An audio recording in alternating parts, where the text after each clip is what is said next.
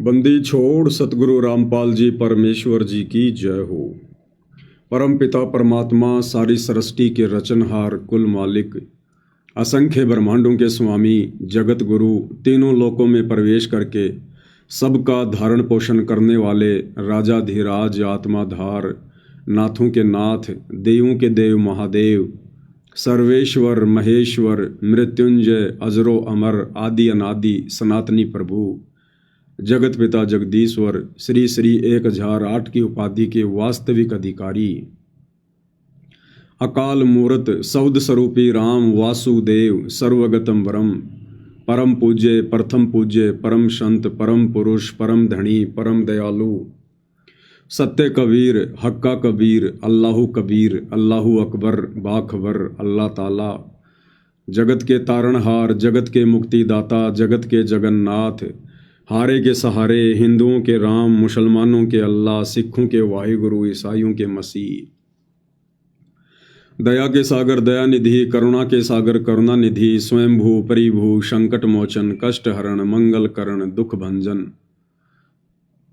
अविगत कबीर निर्विकार निर्विषम परमात्मा अलय अलेख सतगुरु आदि अनादि सतगुरु असली मर्यादा पुरुषोत्तम असली राम असली कृष्ण असली घनश्याम असली मुरारी राजाओं के राजा महाराजाओं के महाराजा शहंशाहों के शहंशाह सम्राटों के सम्राट भगवानों के भगवान अल्लाहों के अल्लाह प्रभुओं के प्रभु मसीहाओं के मसीह सच्चे वाहिगुरु बाबाओं के बाबा पीरों के पीर सेठों के सेठ जगत सेठ सावड़सा सेठ सर्वगुण संपन्न अनंत कोटि कलाओं के स्वामी अनंत कोटि ब्रह्मांडों के नायक योगियों में महायोगी ध्यानियों में महाध्यानी सिद्धों में परम सिद्ध ज्ञानियों में तत्व ज्ञानी ब्रह्म ज्ञानी महाज्ञानी परम ज्ञानी सर्वश्रेष्ठ ज्ञानी विज्ञानी युवा कबीर समरथ कबीर असमवात अमित ओजा सच्चे रहनुमा करीम अल्लाह सुभान अल्लाह दुनिया के अंतिम पैगंबर 8 सितंबर 1951 से गांव धनाना जिला सोनीपत हरियाणा भारतवर्ष की पावन भूमि पे प्रकट रियल कल की भगवान श्री नारायण साकार हरि श्री बाबा साहेब नूर अनंत परमात्मा सच्चे दरवेश सच्चे बाखबर गरीब नवाज संत श्रोमणी सतगुरु रामपाल जी परमेश्वर जी के चरण कमल में साध संगति से जुड़े हुए देश विदेश से आप और हम सभी सत्सेवक भाई बहनों का अनंत कोटि दंडवत प्रणाम। सत्साई भाई और बहनों, बहुत बड़ी दया बहुत बड़ी मेहर पूज्य गुरुदेव भगवान की परमेश्वर रामपाल जी की, जिनके शुभ आशीर्वाद से विशेष आशीर्वाद से VIP आशीर्वाद से आप और हम सभी साध संगति से जुड़ी हुई सत्सेवक आत्माएं गुरुदेव भगवान के अमर तत्व ज्ञान को आधार बनाकर अपनी आत्मा के कल्याण हेतु हर प्रकार से मर्यादाओं में रहते हुए संघर्ष करते हुए सतभक्ति मार्ग पर दृढ़ता के साथ निरंतर आगे की ओर बढ़ रहे हैं। पूज्य गुरुदेव भगवान की विशेष रजा है आप और हम सभी आत्माओं पर, जो आत्माएं गुरु को परमेश्वर मानकर ज्ञान को आधार बनाकर घर को आश्रम बनाकर वर्तमान समय 2025 में सतगुरुदेव भगवान की गैर हाजिरी में इस विधि से सतभक्ति मर्यादाओं में रहकर कर रहे हैं। भाई और बहनों, ये हमारी परीक्षा का वक्त है, हमारी परीक्षा का समय है और इस वक्त सतगुरु कुछ भी आदेश देकर आप और हमें चेक कर सकते हैं, हमें परख सकते हैं, हमारे बुद्धि विवेक को देख सकते हैं। इसलिए इस परीक्षा के समय में यदि हमने सफलता प्राप्त करनी है तो पूज्य गुरुदेव भगवान ने आश्रमों में रहकर या गांव-गांव जाकर सन 1994 से 2014 तक जो अनमोल सत्संग किए हैं और जिन सत्संगों को उन्होंने रोजाना सुनने के लिए DVD में, मेमोरी कार्ड में, मोबाइल में या टीवी चैनलों पर आते हैं, हमने केवल उन्हीं सत्संगों को वर्तमान परीक्षा के समय में सतगुरुदेव भगवान की गैर हाजिरी में अपना गुरु मानकर और ज्ञान आधार से इस भक्ति मार्ग पर एक एक कदम फूक फूक के रखना है। हमने किसी भी सेकंड पर्सन की बात को आंख बंद करके स्वीकार नहीं कर लेना है।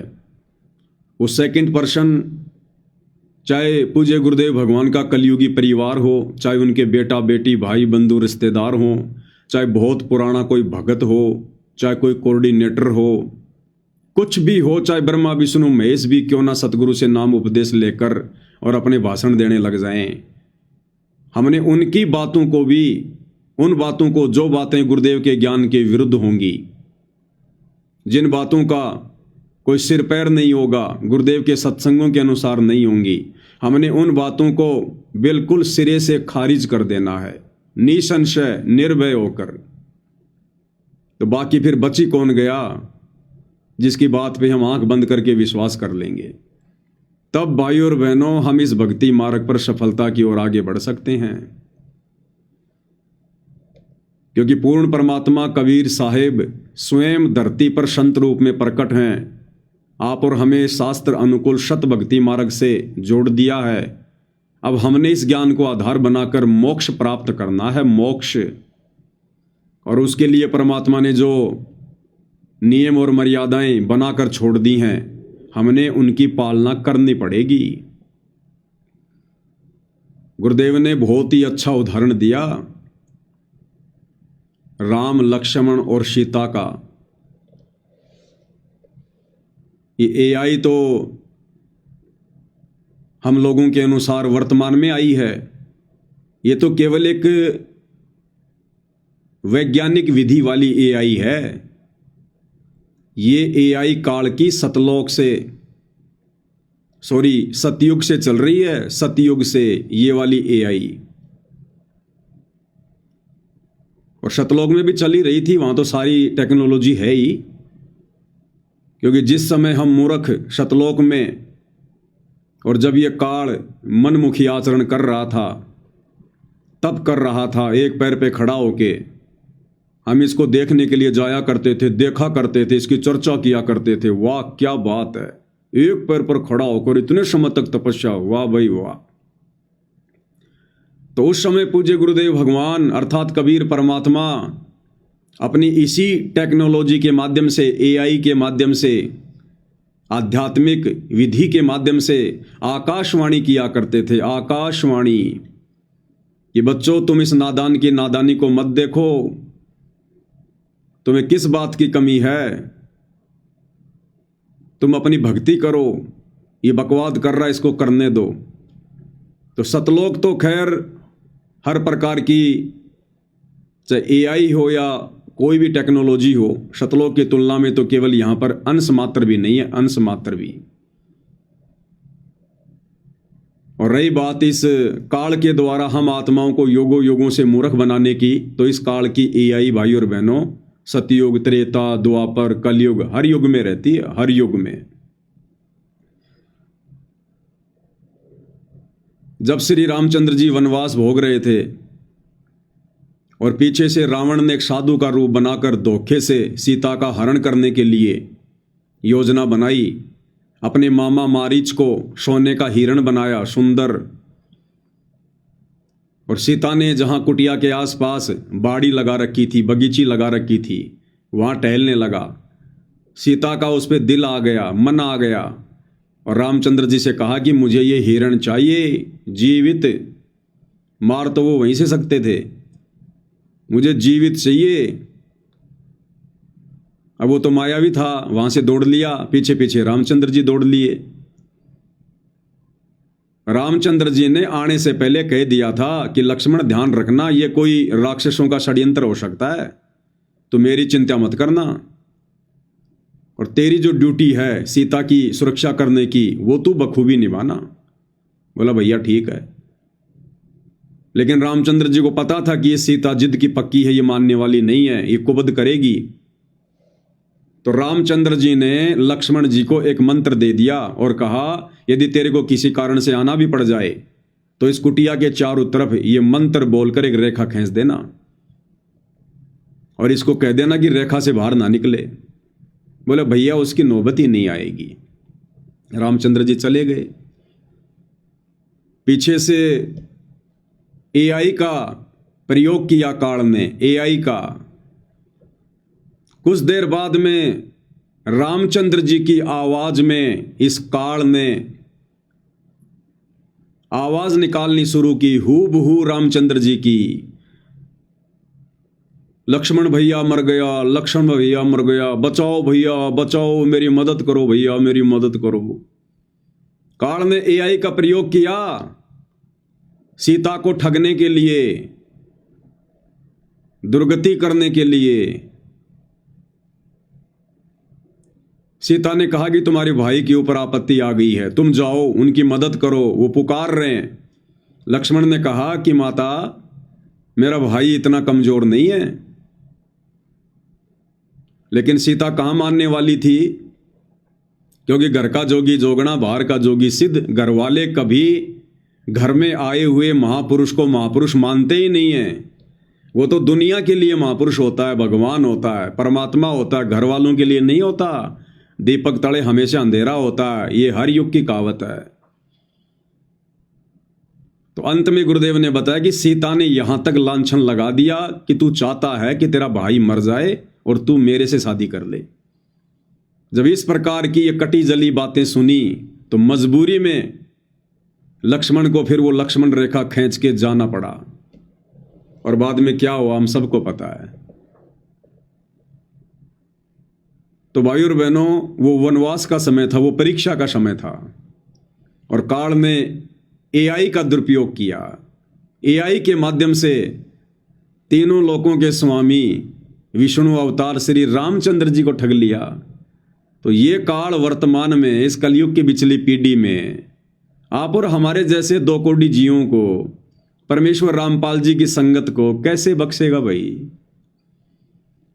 तो इस परीक्षा के समय में भाई और बहनों, चाहे कोई कुछ भी कहे, चाहे कोई पीला पर्चा निकाले, चाहे गुरु जी का आदेश बताए, चाहे नकली ऑडियो लाए, चाहे असली ऑडियो लाए, चाहे नकली वीडियो आओ, चाहे असली वीडियो आओ, चाहे लाइव गुरु जी जेल से दर्शन दो, कुछ भी हो, चाहे कोई वकील के माध्यम से सूचना हो, कुछ भी हो, कल को चाहे डायरेक्ट मीडिया के माध्यम से हिसार जेल से कोई न्यूज क्यों ना आओ, और गुरुदेव भगवान स्वयं उसमें कुछ बोल रहे हैं, हर टीवी पर उनका इंटरव्यू चल रहा है, यदि वो इंटरव्यू गुरुदेव के स्वयं के सत्संगों के विपरीत है, भक्ति विधान के विपरीत है, तो भी हमने इस परीक्षा के समय में उन वचनों को सहर्ष स्वीकार नहीं करना है। बुद्धि विवेक का इस्तेमाल करना है। ज्ञान दिया है गुरुदेव भगवान ने। तो यदि इस परीक्षा के समय में हम भक्तों का सबसे बड़ा कोई सहारा है तो केवल गुरुदेव का सत्संग। तभी भाई और बहनों हमारी बात बनेगी। ये हमारी रिहर्सल चल रही है, रिहर्सल। परमात्मा ना जाने क्या क्या सो छल छिद्र करेगा हमें चेक करने के लिए, हमें देखने के लिए, हमें परखने के लिए। ये सारे खेल हम ही ने किए, हमसे मिले सो निश्चय जिए। तो हमने अंततः गुरुदेव के सत्संगों को ही आधार बनाकर भक्ति मार्ग पर चलना है। और इस समय यदि कोई थर्ड पर्सन, कोई सेकंड पर्सन अगर हमें गुरु जी का आदेश या ऑडियो वीडियो अगर गुरुदेव के सत्संगों के अनुसार सुना भी देता है, तो भी इस परीक्षा के समय में उस आदेश को जो का त्यों मानने के लिए हम बाध्य नहीं है। हम बाध्य नहीं है उस आदेश को मानने के लिए। यदि हमें लगता है कि यह आदेश मुझे नहीं मानना चाहिए, ये मेरे हित में नहीं है, और भले ही वो बिल्कुल सही है, ज्ञान आधार से है, और यदि हमें लगता है कि वर्तमान जीवन में मेरे लिए, मेरे हित में नहीं है, तो हम उस आदेश को मानने के लिए बाध्य नहीं है। जिस प्रकार बच्चा परीक्षा देने के लिए परीक्षा के रूम में बैठा है और टीचर यदि उसे कहे कि बेटा ये सवाल जो तेरी समझ में नहीं आ रहा है इसका जवाब ये है, और बच्चे को फिर भी डाउट है कि नहीं ये नहीं हो सकता, तो बच्चा टीचर के उस आदेश को, उस जवाब को उस कॉपी में लिखने के लिए बाध्य नहीं होता। परीक्षा के समय में वो स्वतंत्र होता है, स्वतंत्र। तो भाई और बहनों, हमने हर प्रकार से आंखें बंद कर लेनी है, हर प्रकार से। ये जो कान है ना, कान, इनको हाथी जितना बड़ा कर करके हमने केवल गुरुदेव के सत्संग सुनने। इस समय सत्संग, तब जाकर भाई और बहनों हम इस परीक्षा में सफलता की ओर आगे बढ़ेंगे। नहीं तो परमात्मा कहते हैं बच्चों, ये त्रिकुटी पे जाना, ये बरवाले के बस स्टैंड जाना जितना आसान नहीं है कि रिक्शा पकड़ो और 5 मिनट में पहुंच जाओगे। जोर लगेगा, जोर, जोटा। तो वर्तमान में निसंदेह हम सत्सेवक भाई बहनों पर ज्ञान आधार से इस परीक्षा के समय में उनकी गैर हाजिरी में बहुत बड़ी रजा है, बहुत बड़ी मेहर है। हमने लोगों की सुनना, लोगों की मानना छोड़ दिया है। ये कहावत है ना कि सुनो सबकी, करो अपने मन की। तो हम सुनते सबकी हैं, देखते सबके वीडियो हैं, सुनते सबके आदेश हैं, लेकिन हम करते वो हैं जो हमारी आत्मा हमें मंजूरी देती है, जो ज्ञान आधार से हमें उचित लगता है, हम वो करते हैं। और इस संगत ने वर्तमान में ज्ञान को आधार नहीं बनाया, इसलिए दर दर की ठोकर खाती फिर रही है, दर दर की ठोकर। हर किसी के उल्टे सीधे आदेशों को फॉलो करते हुई अपनी मर्यादाएं तोड़ रही है और निरंतर गुरुदेव भगवान की दोषी बन रही है। गुरुदेव भगवान की दोषी, उनके मिशन में भी बाधा उत्पन्न कर रही है। लगे थे भक्ति मार्ग पर मोक्ष प्राप्त करने के लिए और उल्टा गुरुदेव भगवान के मिशन में टांग अड़ा के खड़े हो गए। सिर्फ देखा देखी में चलने के कारण, भेड़ चाल अपनाने के कारण, ज्ञान को आधार ना बना पाने के कारण। तो हाल ही भाई और बहनों 25 सितंबर 2025 को जो पूज्य गुरुदेव भगवान की हिसार कोर्ट ने बेल एप्लीकेशन खारिज की है, रद्द की है, जज ने उसका क्या कारण बताया? जज ने कहा कि सामाजिक व्यवस्था को खतरा हो सकता है अगर संत रामपाल जी को जमानत दे दी गई तो। सामाजिक व्यवस्था बिगड़ सकती है अगर संत रामपाल जी को जमानत दे दी गई तो। अब भाई संत रामपाल जी तो कोई आतंकवादी नहीं है, कोई डकैत नहीं है, ऐसा उनका कोई रिकॉर्ड नहीं है। फिर जज ये किस बिहाफ पे कह रहा है कि अगर संत रामपाल जी को जमानत दे दी गई तो समाज की व्यवस्था बिगड़ सकती है, कानून की व्यवस्था बिगड़ सकती है? जज ने किस आधार पे कहा? वो जज है भाई और बहनों, जज कोई सरकारी स्कूल का चपड़ासी नहीं है जो केवल एक लिमिट में रह के अपना कार्य करता है। वो जज है, जज। वो देश दुनिया की हर खबर पर पैनी नजर रखता है। उसके पास में गुप्त एजेंसियां होती हैं, सीआईडी के लोग होते हैं उसे हर प्रकार की सूचना देने वाले। और जज ने कारण क्या बताया सतगुरु रामपाल जी की जमानत कैंसिल का? उनके भगत, संगत कि उनके भक्तों का रवैया ठीक नहीं है। आपको न्यूज़ सुनाते हैं। ये अमर उजाला का है, हिसार न्यूज। देशद्रोह केस में संत रामपाल जी को झटका। कोर्ट ने कहा जमानत देने से सार्वजनिक व्यवस्था गंभीर खतरे में पड़ सकती है। अगर संत रामपाल जी को जमानत दे दी गई तो सार्वजनिक व्यवस्था गंभीर खतरे में पड़ सकती है। गंभीर खतरे में क्यों पड़ सकती है? क्या कारण बताया जज ने? अमर उजाला, अदालत ने संत रामपाल जी की जमानत याचिका खारिज करते हुए टिप्पणी की कि आरोपी की रिहाई से सार्वजनिक व्यवस्था गंभीर रूप से खतरे में पड़ सकती है और न्याय प्रक्रिया बाधित हो सकती है। वर्चुअल पेशी के दौरान भी, वर्चुअल पेशी यानी सामान्य दिनों में सतगुरु रामपाल जी की जो तारीखें पड़ती हैं, जो पेशियां होती हैं, वर्चुअल पेशी के दौरान भी उनके अनुयायियों की बड़ी भीड़ उनकी एक झलक पाने के लिए अदालत परिसर के बाहर जमा हो जाती है। ट्रायल के दौरान देखा गया है। कौन सी ट्रायल?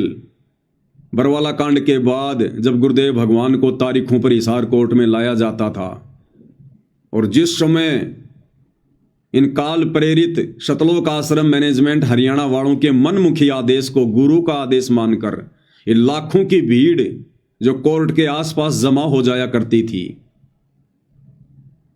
तो कहते हैं ट्रायल के दौरान देखा गया है कि कई लोगों, यहां तक कि बड़ी संख्या में महिला अधिवक्ताओं ने यानी महिला वकीलों ने इस मामले में पेश होने का विशेषाधिकार हासिल करने के लिए वकालतनामा दाखिल करने की कोशिश की है। यानी उस भीड़ का हिस्सा बनने के लिए संत रामपाल जी की महिला वकीलों ने, जो कि उनकी भगत भी हैं, उन्होंने भी वकालतनामे पेश किए हैं। सच्चाई ये है कि वर्चुअल पेशियों के दौरान रामपाल जी के दर्शन के लिए ऐसा किया गया। ऐसे में अंदाजा लगाया जा सकता है कि रामपाल जी को जमानत पर रिहा कर दिया जाता है तो कितनी बड़ी गड़बड़ी होगी। अदालत ने कहा है कि रामपाल का पिछला आचरण, जिसके कारण मौजूदा प्राथमिकी दर्ज की गई, स्पष्ट रूप से माननीय उच्च न्यायालय के आदेशों की जानबूझकर की गई अवहेलना को दर्शाता है। वह उच्च न्यायालय के गंभीर निर्देशों का सम्मान नहीं कर सकता तो उसे किसी अधीनस्थ न्यायालय द्वारा पारित आदेशों की पालना करना ना समझी होगी। जज क्या कह रहा है कि हमने बरवाला कांड में देखा है कि किस प्रकार से संत रामपाल जी ने अपने भक्तों को कमांडो बनाकर, अपने भक्तों को मोहरा बनाकर, ढाल बनाकर और चंडीगढ़ हाई कोर्ट के आदेशों की भी धज्जियां उड़ाई है, अवहेलना की है। अब सोचिए, हिसार हाई कोर्ट तो चंडीगढ़ हाई कोर्ट के अधीन है, जज कह रहा है। तो जज कह रहा है कि जो संत रामपाल जी अपने अनुयायियों को ढाल बनाकर, मोहरा बनाकर और माननीय चंडीगढ़ हाई कोर्ट के आदेशों की अवहेलना कर सकता है, तो हिसार कोर्ट के आदेशों की अवहेलना करने में, यानी कल को जमानत मिलने पर जब वो तारीखों पर आएंगे तो फिर से उनका वही ड्रामा शुरू हो जाएगा। तरह तरह के बहानेबाजी बनाएंगे, गंभीर बीमार है, हार्ट की बीमारी है, मेडिकल पेश करेंगे, पुलिस जाएगी तो फिर से भक्तों को कमांडो बना के खड़ा कर देंगे। तो कह रहे फिर दोबारा हमारे लिए उनको पकड़ना मुश्किल हो जाएगा, बड़ी मशक्कत करनी पड़ेगी, बड़ा पैसा खर्च होगा, लोग मारे जाएंगे। इस आधार पर जज ने सतगुरु रामपाल जी की जमानत रद्द कर दी। भक्तों का ये गुंडे मवालियों जैसा रवैया देखते हुए, भाई वो जज है, अंध भगत नहीं है कि जैसा किसी कोऑर्डिनेटर ने कह दिया वैसा मान लिया। तो कौन बने बाधक? यही मूर्ख संगत, यही नादान संगत। अब तुम्हें ये बातें समझ में आएंगी कि उस समय हम सत्सेवक भाई बहन वीडियो बना बना के तुम नादान संगत वालों को हिसार की तारीखों पर जाने के लिए क्यों मना किया करते थे। कि आज तुम्हारी ये नादानी, आज तुम्हारे द्वारा जो ये मूर्खता दिखाई जा रही है देखा देखी में, भेड़ चाल में, अरे तुम्हारा क्या काम है हिसार कोर्ट में? वहां तो जजों का और वकीलों का काम है। संगत कोई जज है क्या? संगत कोई वकील है क्या? या भीड़ इकट्ठा करके तुम जज को डरा दोगे? इस प्रकार से जमानत मिलती है क्या? कितना समझाया करते थे हम सत्सेवक वीडियो बना बना के, भाई ये मूर्खता मत करो। ये सतलोक आश्रम वाले काल प्रेरणा से तुम लोगों को हिसार की तारीखों पर भेजकर गुरुजी के लिए मुसीबतें पैदा कर रहे हैं, मुसीबतें। और देख लो आज वही हो गया। आज तुम भक्तों की उन्हीं भीड़ को देखते हुए उस जज की आंखों में आज भी वो भीड़ दिखाई देती है, आज भी जो ये नादान संगत तारीखों पर जाया करती थी, वो भीड़ जज को दिखाई देती है जब भी जमानत देने का समय आता है। और इसी भीड़ को देखकर, संगत की इसी नादानी को देखकर, जो नादानी संगत ने दिखाई थी, हम सत्सेवकों के लाख बार मना करने के बावजूद भी, लेकिन उस समय तो हमें मूर्ख समझा करते थे कि ये तो मूर्ख हैं, पागल हैं, गुरुद्रोही हैं। आज देख लो तुम कितने बड़े दोषी बन के खड़े हो गए अपने भगवान के, कितने बड़े पापी हो तुम।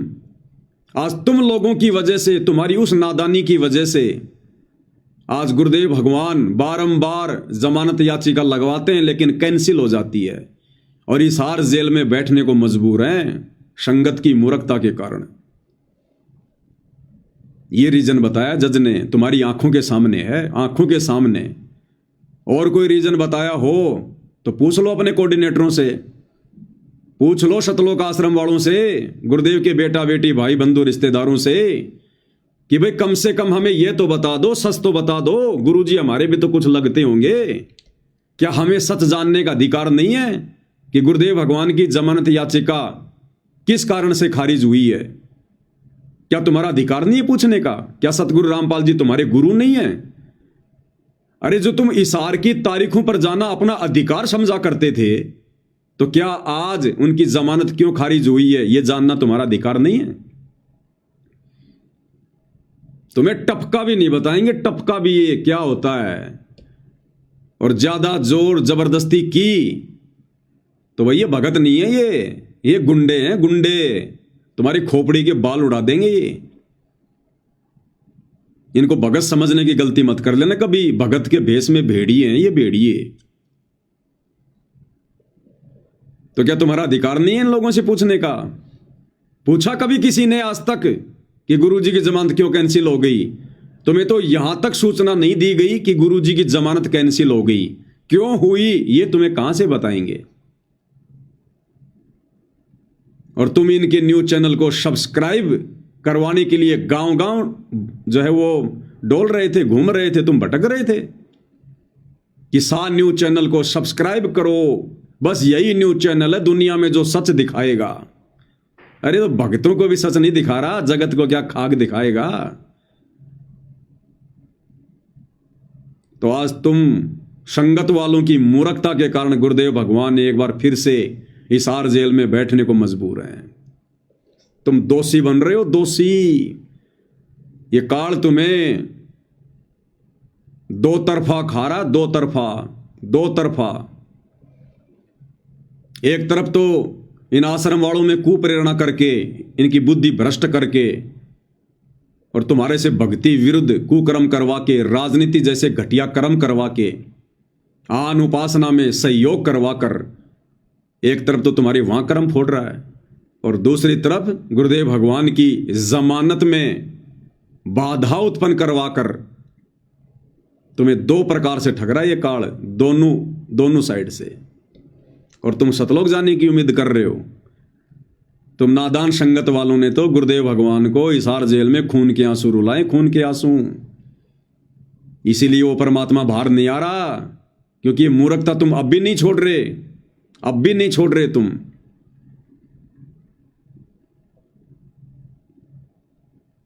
और ये इन्होंने पहली बार नहीं किया, हर बार गुरुदेव भगवान की जमानत हिसार कोर्ट ने एक इसी पॉइंट को लेकर खारिज की है, एक इसी पॉइंट को लेकर, क्योंकि भक्तों ने भय पैदा कर रखा, डर।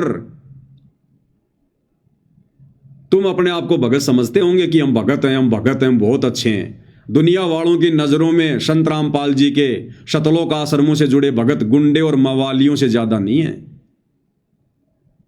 तुम भले अपने आप को भगत समझो, लेकिन तुम्हारे जो कर्म है ना, उनको देखकर दुनिया तुम्हें मवालियों से ज्यादा कुछ नहीं समझती। तो इसी प्रकार 2018 में जब पूज्य गुरुदेव भगवान की जमानत लगाई गई, उस समय भी हिसार कोर्ट के जज ने यही कहकर जमानत खारिज कर दी कि रामपाल जी कोई आतंकवादी नहीं है। यानी गुरुदेव को दोषी नहीं बता रहे जज, गुरुदेव की कोई गलती नहीं बता रहे जज। जजों ने तो यहां तक कहा कि रामपाल जी कोई आतंकवादी नहीं है, हम तो मानवता के नाते उनको जमानत देना चाहते हैं, लेकिन उनके भक्तों का रवैया ठीक नहीं है। आपको सन 2018 की वो न्यूज सुना देता हूं, ये आपकी आंखों के सामने है। चाकर भी हाई कोर्ट ने रामपाल को नहीं दी जमानत। चंडीगढ़ हाई कोर्ट में जमानत लगाई गई थी 2018 में। कब लगाई थी? जब पूज्य गुरुदेव भगवान की मुंह बोली माता इंद्रो देवी का निधन हो गया था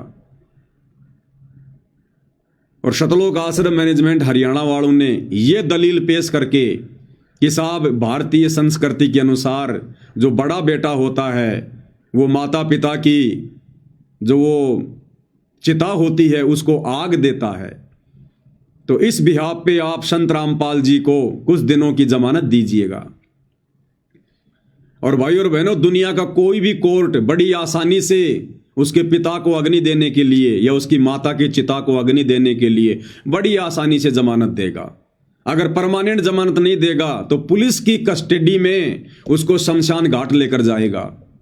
और ये जो संस्कार है, जो ये चला आ रहा था एक परंपरा के तहत, इसको जरूर सरकार पूरा करवाती है। लेकिन इतनी छूट भी नहीं दी गई संत रामपाल जी को, इतनी छूट भी क्यों? भक्तों के रवैयों को देखकर, भक्तों की नादानी और मूर्खता को देखकर। और उस समय क्या किया था भक्तों ने पता तुम्हें? अभी तुम लोग नए नए जुड़ते हो, कोई 2 महीने, कोई 6 महीने, कोई 2 साल, और अपने कोऑर्डिनेटरों की बातों में आके फुदकते रहते हो। तुम्हें कुछ नहीं पता हिस्ट्री का, ना तुम्हें बरवाला कांड का पता, ना इन लोगों के घटिया मंसूबों का पता, ना तुम्हें कोई ज्ञान आधार।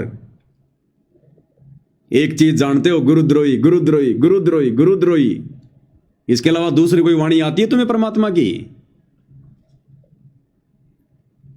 एक तरफ तो इन सतलोक आश्रम मैनेजमेंट हरियाणा वालों ने हाई कोर्ट में संगत को यह दिखाने के लिए, संगत से ज्योति पाठ और दान का पैसा वकीलों के नाम पर हड़पने के लिए, जमानत के नाम पर हड़पने के लिए, एक तरफ तो चंडीगढ़ हाई कोर्ट में जमानत लगा रहे हैं। और जमानत क्या कहकर लगा रहे हैं कि उनकी माताजी का देहांत हो गया और उनकी माताजी को अंतिम संस्कार में संत रामपाल जी ने अग्नि देनी है। ठीक है, लगा दी याचिका, कोर्ट भी बैठ गया। कोर्ट ने कहा भैया ठीक है, कल फैसला करेंगे। माताजी की बॉडी को डीप फ्रिज में लगा दिया गया, बर्फ में लगा दिया गया एक रात के लिए, क्योंकि कोर्ट का फैसला दूसरे दिन शुक्रवार को आना था। 2018 22 अप्रैल की बात है ये। 23 अप्रैल को फैसला आना था। रात को बॉडी को डीप फ्रिज में लगा दिया गया और कोर्ट ने साफ मना कर दिया था कि भीड़ इकट्ठा नहीं होनी चाहिए। उसके बावजूद सतलोक आश्रम सिंहपुरा में, रोहतक में, उस समय धनाना नहीं बना था, सतलोक आश्रम में और सोनीपत में कई हजारों की संख्या में संगत को इकट्ठा कर लिया गया। और सीआईडी वालों ने तुरंत जज के पास में सूचना पहुंचा दी कि साहब इन्होंने तो कोर्ट के आदेशों के बावजूद भीड़ इकट्ठा कर ली। और दूसरी तरफ 23 अप्रैल को दिन के 12 बजे फैसला आना था कि जज सतगुरु रामपाल जी को जमानत देंगे या नहीं देंगे उनकी माताजी के अंतिम संस्कार के लिए। 12 बजे फैसला आना था। और भाई और बहनों, जज अवश्य जमानत देता, भले एक दिन की देता, पुलिस साथ में भेजता। लेकिन इन सतलोक आश्रम मैनेजमेंट वालों ने क्या किया? इनका षड्यंत्र, ये नहीं चाहते थे कि गुरुजी जेल से बाहर आए। 12 बजे कोर्ट का फैसला आना था और इन सतलोक आश्रम वालों ने सुबह 8:30 बजे ही सतगुरु रामपाल जी की मुंह बोली माता जी का अंतिम संस्कार कर दिया। और अंतिम संस्कार का वीडियो बनाकर सोशल मीडिया पर डाल दिया। सीआईडी वाले तो चारों तरफ थे, उन्होंने तुरंत वो वीडियो जजों को भेज दिया। और जज ने देखा भैया जिस काम के लिए मैं जमानत देने वाला था आज, वो काम तो इन्होंने कर दिया। अब सतगुरु रामपाल जी की बाहर क्या आवश्यकता है? उनकी माताजी का अंतिम संस्कार तो उनके छोटे भाई ने कर दिया, महेंद्र ने, जो भगोड़ा बन के घूम रहा है। तो सीधे सीधे जज ने सतगुरु रामपाल जी की जमानत को कैंसिल कर दिया। अब बताओ भाई और बहनों, अरे क्यों उस डेड बॉडी को रात को फ्रिज में रखा? अगर दूसरे दिन कोर्ट का फैसला आने से पहले ही अगर आपने यह कार्य करना था तो कम से कम फैसला तो आने देते जज का। 12 बजे तक का तो इंतजार करते। इन्होंने सुबह 8:30 बजे ही इकट्ठा होकर भक्तों ने अंतिम संस्कार कर दिया और वीडियो बना के डाल दिया। ये चाहते हैं कि सतगुरु रामपाल जी भगवान की जमानत हो, सतगुरु रामपाल जी बाहर आए।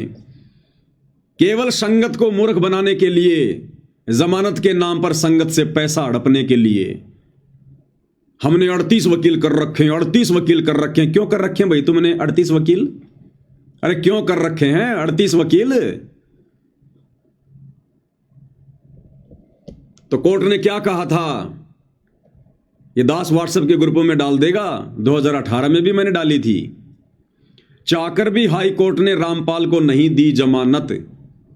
जागरण संवाददाता चंडीगढ़। बरवाला हिसार के सतलोक आश्रम प्रमुख संत रामपाल की अंतरिम जमानत याचिका पंजाब एवं हरियाणा हाईकोर्ट ने मंगलवार को खारिज कर दी। हाईकोर्ट ने कहा है कि हम चाहते हैं कि रामपाल अपनी मां की अंतिम क्रिया में शामिल हो। देखो जज ने भी कितनी जज ने भी कितनी दयालुता दिखाई, मानवता दिखाई।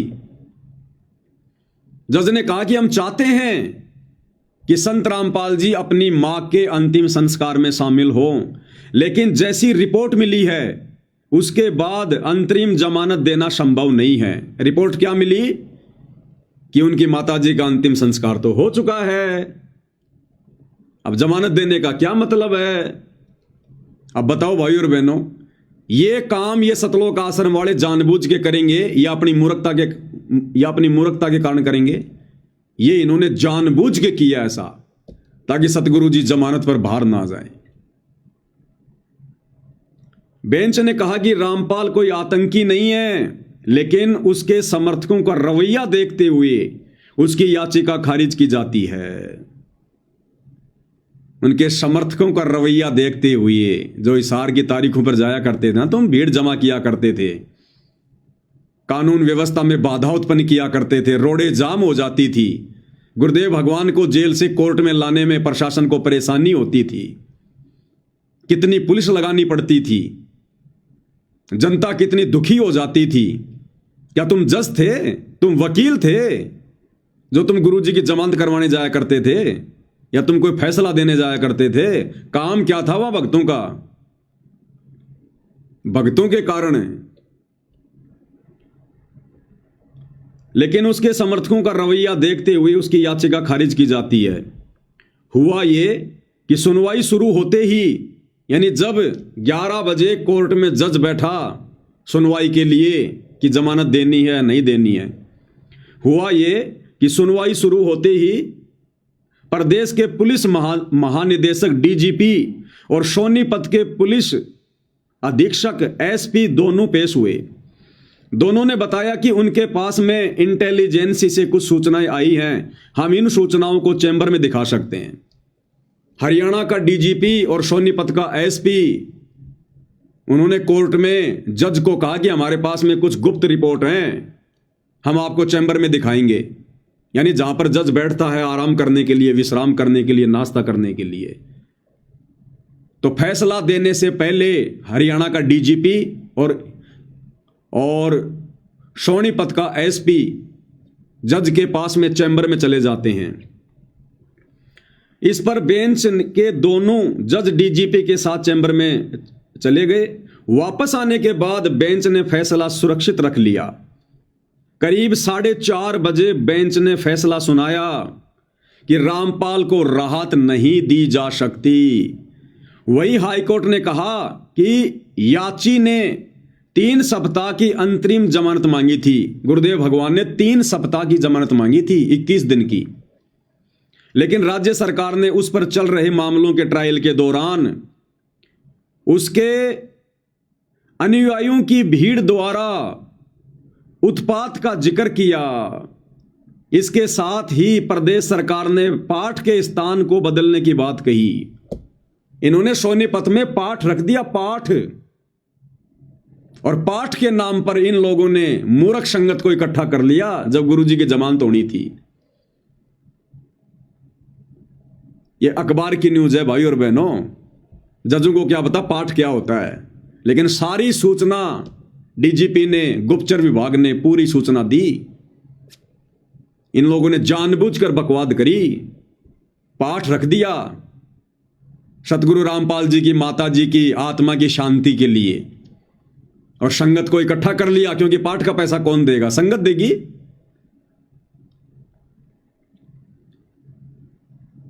वही हाईकोर्ट ने कहा कि याची ने 3 सप्ताह की अंतरिम जमानत मांगी थी, लेकिन राज्य सरकार ने उस पर चल रहे मामलों के ट्रायल के दौरान उसके अनुयायियों की भीड़ द्वारा उत्पात का जिक्र किया। इसके साथ ही प्रदेश सरकार ने पाठ के स्थान को बदलने की भी बात कही। डीजीपी बोले समर्थकों को संभाल पाना मुश्किल होगा, क्योंकि बरवाला कांड में भगतों का रवैया देख रखा था इन लोगों ने, कैसे पुलिस वालों पे पत्थर मार रहे थे, पेट्रोल बम फेंक रहे थे, बंदूकें ले लेके, काले कपड़े पहन के, कमांडो बन के। तो डीजीपी ने कहा कि साहब इनके भगतों को संभालना बड़ा मुश्किल होगा। डीजीपी ने कोर्ट में कहा कि अगर रामपाल को उसकी मां के अंतिम पाठ में शामिल होने की इजाजत दी गई तो वहां उनके समर्थक एकत्रित होंगे। सुरक्षा के प्रबंध के बावजूद हजारों समर्थकों को संभालना मुश्किल हो जाएगा। ऐसे में लाठी चार्ज व अन्य तरीके भी शायद नाकामी साबित हों। रामपाल के अनुयायियों ने एक लंबे समय से रामपाल को नहीं देखा है, वे उसकी एक झलक के लिए हिंसक हो सकते हैं, यानी वो गुंडागर्दी कर सकते हैं, अपना आपा खो सकते हैं। सही कह रहे हैं ये लोग, क्योंकि इन्होंने बरवाला कांड में देखा है कि भगत किस प्रकार से हिंसक हो गए थे, अपना आपा खो के किस प्रकार से लड़ाई झगड़ा कर रहे थे। 300 पुलिस वालों को घायल कर दिया था। अरे पुलिस वाले तो लड़ाई कर सकते हैं, मार सकते हैं, पीट सकते हैं, वो भगत नहीं है। वो तो कोर्ट के आदेश की पालना कर रहे थे। हम भगतों को कब आदेश दिया गुरुजी ने पुलिस वालों को डंडे मारने का, वो पत्थर मारने का, पेट्रोल बम फेंकने का, आग जला के मशाल ले लेकर छाती पीट पीट कर पुलिस वालों को ललकारने का? ये दास तो वहां मौजूद था।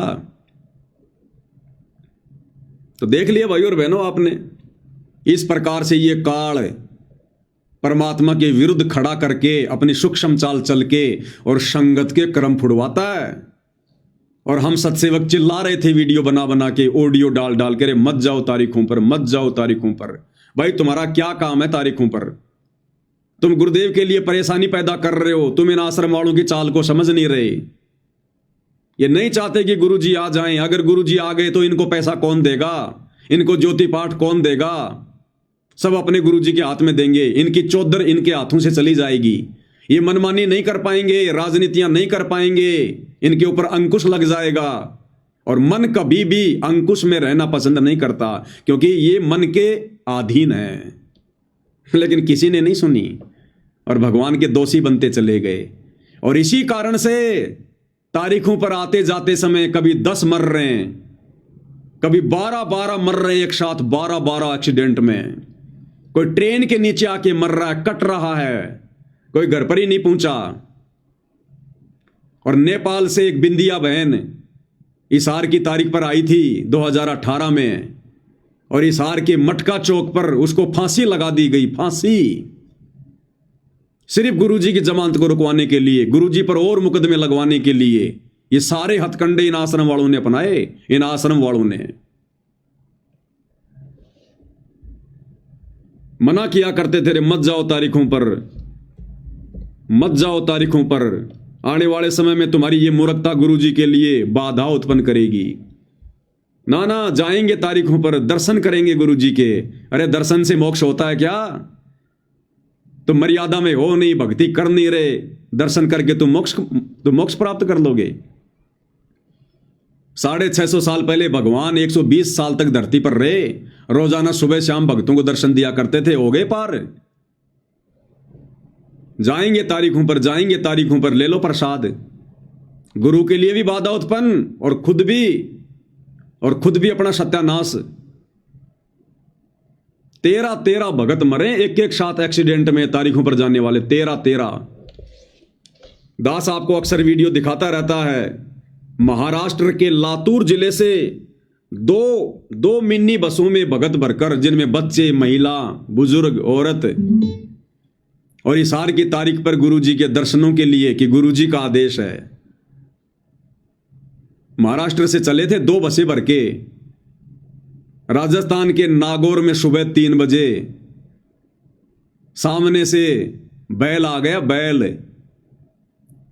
और वो गाड़ियां, दोनों गाड़ियां जो आगे पीछे थी, दोनों गाड़ी एक्सीडेंट हो गई, पेड़ से जा टकराई। 13 भगत मरे ऑन द स्पॉट। 13 भगत दुर्गति से तड़प तड़प के। सुन लो ये न्यूज। नमस्कार, वन इंडिया हिंदी में आपका स्वागत है।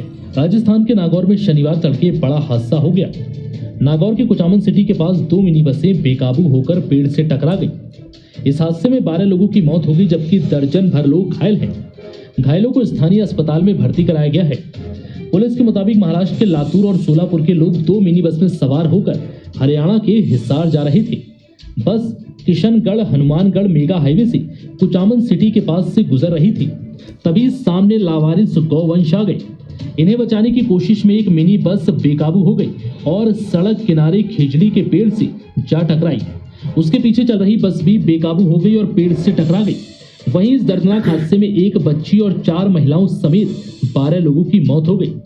वहीं दोनों बसों में सवार यात्रियों में से 10 लोग घायल हैं, जिनमें से 6 की हालत बेहद गंभीर बताई जा रही है। फिलहाल इस खबर में इतना ही। तमाम अपडेट्स के लिए बने रहिए वन इंडिया हिंदी के साथ। ले लिया प्रसाद, हो गया मोक्ष, करवा लिया मोक्ष। हिसार भी नहीं पहुंच पाए, राजस्थान से मोक्ष हो गया। मनमाना आचरण, भेड़ चाल, देखा देखी। सतगुरु ने ज्ञान दिया, जबरदस्ती नहीं करेगा और जबरदस्ती करने वालों की रक्षा भी नहीं करेगा। काल के साथ एग्रीमेंट है कि भगवान आप नीचे जाना, जबरदस्ती ना करना। जो आपका ज्ञान समझे उसको सतलोक ले जाना। तो ये सतगुरु के ज्ञान में ये तारीखों पर जाना। अरे सतगुरु ने हमें एक नेक नागरिक बनाया है, सभ्य नागरिक बनाया है, आदर्श नागरिक बनाया है। और नेक नागरिक कभी भी इस प्रकार की हरकतें नहीं करता।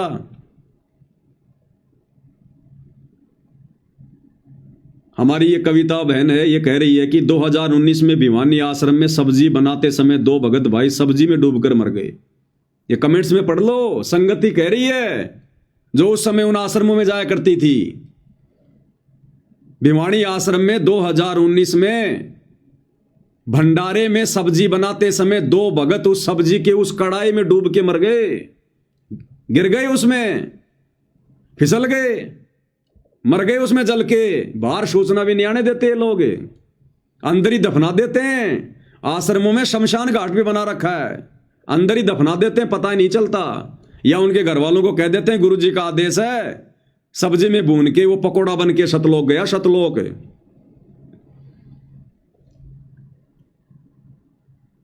दूसरा कमेंट्स कर रही है ये कविता बहन, भिवानी से हिसार जाते समय तारीख पर ऑटो पलटने से कई बार दुर्घटना हो चुकी है। बहुत मरे भाई और बहनों, कम से कम 400-500 भक्तों की मौत, अकाल मौत, दुर्गति से मौत। 2014 बरवाला कांड के बाद 2014 से 2019 तक, जब तक ये कोरोना नहीं आया था, 2020 तक, इन आश्रम वालों के मनमाने आदेशों की वजह से हिसार तारीखों पर, रोहतक तारीखों पर आने जाने वाले कम से कम 400-500 भक्तों की अकाल मौत हो चुकी है। ये मोक्ष प्राप्त करेंगे क्या? इनके तो आने वाले समय में दुर्गति होगी, दुर्गति। इसलिए गुरु दुखी है। दर्शन से मोक्ष होगा। 2018 या 19 की बात है, इन्होंने जो रोहतक में पशु मेला ग्राउंड में कबीर प्रकट दिवस मनाया था, कितनी भयंकर बारिश आई थी, तूफान आया था, इनकी सारी योजना धरी धरी रह गई। बोले गुरु जी का आदेश है, गुरु जी का आदेश है। इतना भयंकर तूफान आया, इनके भंडारे को जो है चकनाचूर कर दिया। भगत चप्पल जूते के बिना गए थे अपने घरों पर, चप्पल जूतों के बिना। ट्रोलियां चप्पल जूतों की भर भर के बाहर फेंक के आनी पड़ी थी। वो लड्डू जलेबी तुम्हारी धरी की धरी रह गई थी, तुम्हारे टेंट उखड़ गए थे। गुरु जी का आदेश है। अरे गुरु के आदेश मिलने के बाद में काल अपना तांडव मचाएगा।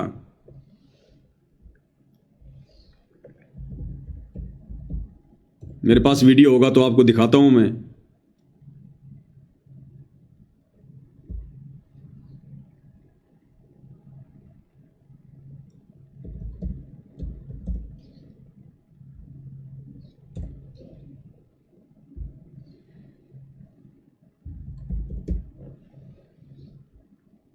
ये रहा रोहतक पशु मेला ग्राउंड का 2018 में कबीर प्रकट दिवस मनाए थे इन्होंने, गुरुजी का आदेश बताकर, और काल ने ऐसी की तैसी कर दी पूरे भंडारे की। बारिश में बच्चे भीग गए, घुटनों घुटनों पानी चढ़ गया उसमें। आए थे कबीर प्रकट दिवस मनाने, छोटा सा मुंह लेके गए सारे। देखना वहां की व्यवस्था क्या थी। नमस्कार दोस्तों, सच समाचार में आपका स्वागत है। आज हम पहुंचे हैं रोहतक पशु मेला ग्राउंड में, जहां पर कबीर प्रकट दिवस बहुत ज़ोरों शोरों से मनाया जा रहा है। आपको बता दें कि ये 622वां कबीर प्रकट दिवस है, जो कि संत रामपाल जी द्वारा इस ग्राउंड में बहुत ही विशाल तरीके से मनाया जाता है। आप देख सकते हैं कि ये भंडार घर में सेवादार चाय वितरण कर रहे हैं और लाखों की तादाद में यहाँ भक्तजन आने का जो है कि बताया जा रहा है। और ये देख सकते हैं कि आप सब्जियाँ आ चुकी हैं और सेवादार किस तरह लगे हुए हैं। लगभग 10,000 सेवादार ऑलरेडी पहुँच चुके हैं और इस बार टेंट की व्यवस्था बहुत ही ज़बरदस्त है। और देखिए, आप देख सकते हैं कि किस तरह हैवी टेंट है और सब सेवादार देखो सेवा कर रहे हैं। लेकिन होता क्या है कि अचानक तूफान आ जाता है। आप देख सकते हैं कि सेवा करते हुए तूफान तेज़ी से आगे बढ़ रहा है और अपना प्रचंड रूप धारण कर रहा है। आपको बता दें कि 28 जून के भंडारे में भी इस तरह विशाल तूफान आया था और बारिश हुई थी, लेकिन इस बार भी देख सकते हैं आप कि कितना भयंकर तूफान। देखिए कैसे भगतजन तूफान में दौड़ रहे हैं। आप देख सकते हैं कि देखिए बहुत ही तेज गति से तूफान है। कैसे टेंट उड़ जा रहे हैं और सारे भगतजन शेड के नीचे आ रहे हैं। बच्चे दौड़ रहे हैं, आप देख सकते हैं इस वीडियो में। लेकिन जो हैवी शेड है उसमें कोई परिवर्तन नहीं। हालांकि इसकी व्यवस्था में कोई दिक्कत नहीं आई है, जो कि संत रामपाल जी महाराज जी ने इस बार व्यवस्था बहुत ज़बरदस्त करवाई है। देख सकते हैं कि कितना भयंकर तूफान, जो कि शेड को ले उड़ने की ताकत रखता था, लेकिन इस बार शेड बताया जा रहा है कि बहुत ही ज़बरदस्त तरीके से बनाए गए हैं। भगतजन शेड के नीचे सुरक्षित खड़े हैं और देखिए कैसे भगत भाग रहे हैं। आप देख सकते हैं कि तूफान की गति बहुत ही तीव्र है और इसके बाद ही बारिश स्टार्ट होती है। आप देख सकते हैं किस तरह तेज़ी से बारिश पड़ रही है। ये दुर्गति हुई थी 2018 में। चप्पल जूतों के ट्रैक्टर की ट्रॉलियां भर भर के बाहर फेंकनी पड़ी थी, बिना भंडारा किए भागे। गुरु जी का आदेश है। गुरु आदेश होने के बाद में काल उंगली कर देगा। गुरु को मानुष मान के, उस कागज के टुकड़े को भगवान मान के उसका प्रकट दिवस मनाने गए थे, तो यही होगा। ये हाल है। और उसी भंडारे में जो रमेणियां हो रही थी 2018 या फिर 19 की बात है, उसके एक साल बाद रमेणी जैसे ही समाप्त हुई, रमेणी के तुरंत बाद में गर्मी के चलते जिस भगत की रमेणी हुई थी, हार्ट अटैक से उसकी मौत हो गई उसी समय। अपनी भगतमती को, अपनी पत्नी को अपने घर पर भी नहीं ले जा पाया। यह सतगुरु का आदेश है। ये रमेणी करते ही तुरंत बाद में हार्ट अटैक से मौत हो गई। वहीं विधवा बना दिया उसको, विधवा। सतगुरु का आशीर्वाद है। भाई और बहनों, ये लोग संगत को डरा धमका के सूचनाएं बाहर नहीं आने देते, अन्यथा आए दिन संगत की दुर्गति हो रही है। आए दिन तगड़े तरीके से। आधे को तो कह देते हैं गुरु जी का आदेश है, वो सतलोक गया, मेरा सैनिक था सतलोक गया। अरे दिल्ली के मुंडका आश्रम में टैंकर की सफाई करते करते 3 भगत मरे। 3, एक नेपाल का, एक सीकर का, एक हरियाणा का। टैंकर की सफाई करते करते 3 भगत थे, जिसमें 2 मर गए थे, सीकर का और नेपाल का। सीकर का और नेपाल का अंदर ही जहरीली गैस से, और तीसरा बेहोश हो गया और बाद में पीला पर्चा निकाल दिया कि गुरुजी का आदेश है, वो तो मेरे सैनिक थे, वो तो सतलोक गए। अरे फिर तीसरे को क्यों बचाया? जब सतलोक ही जा रहे थे तो उसको भी मरने देते। बेहोश तो हो गया था, 5 मिनट और उसको पड़ा रहने देते, वो भी सतलोक चला जाता, उसको क्यों बचाया? ये दुर्गति है भाई और बहनों। सैकड़ों घटनाएं, फिर भी अंधभक्तों की आंखें नहीं खुलती हैं। इसलिए परमात्मा कहते हैं निरंजन धन तेरा दरबार, यहां तनिक ना न्याय विचार।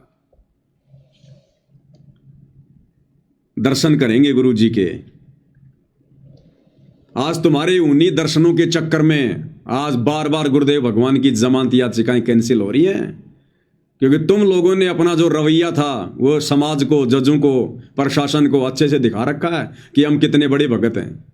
बरवाला कांड में और बरवाला कांड के बाद में एक बार तो मार्च 2015 या 16 की तारीख थी, इन्होंने इतने भगत इकट्ठे कर दिए हिसार जेल के आगे और इनको दौड़ा दौड़ा के मारा। वहां पर दौड़ा दौड़ा के 1100 भक्तों के ऊपर मुकदमे दर्ज हुए थे, 1100 भक्तों के ऊपर।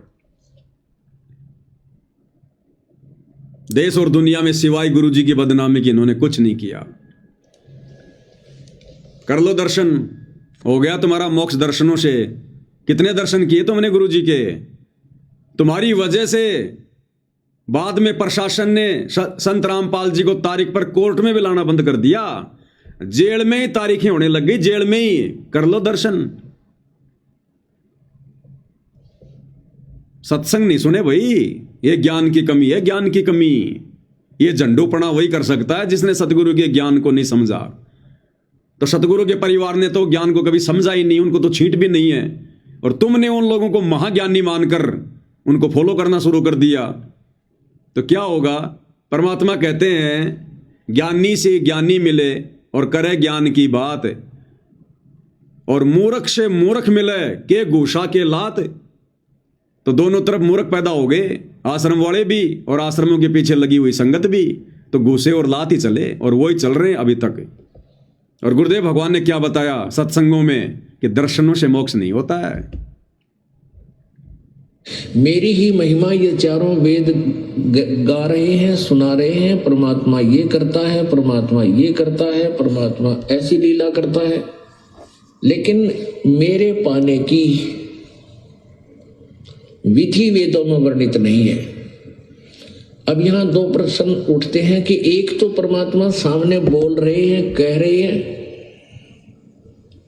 प्रत्यक्ष खड़े हैं, फिर कहते हैं मुझे पाने का तरीका वेदों में नहीं है।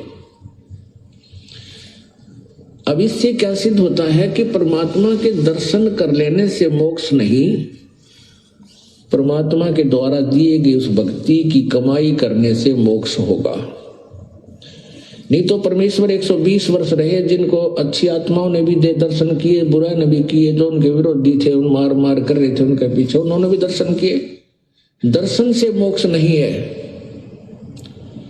परमात्मा के उस मंत्र से मोक्ष है।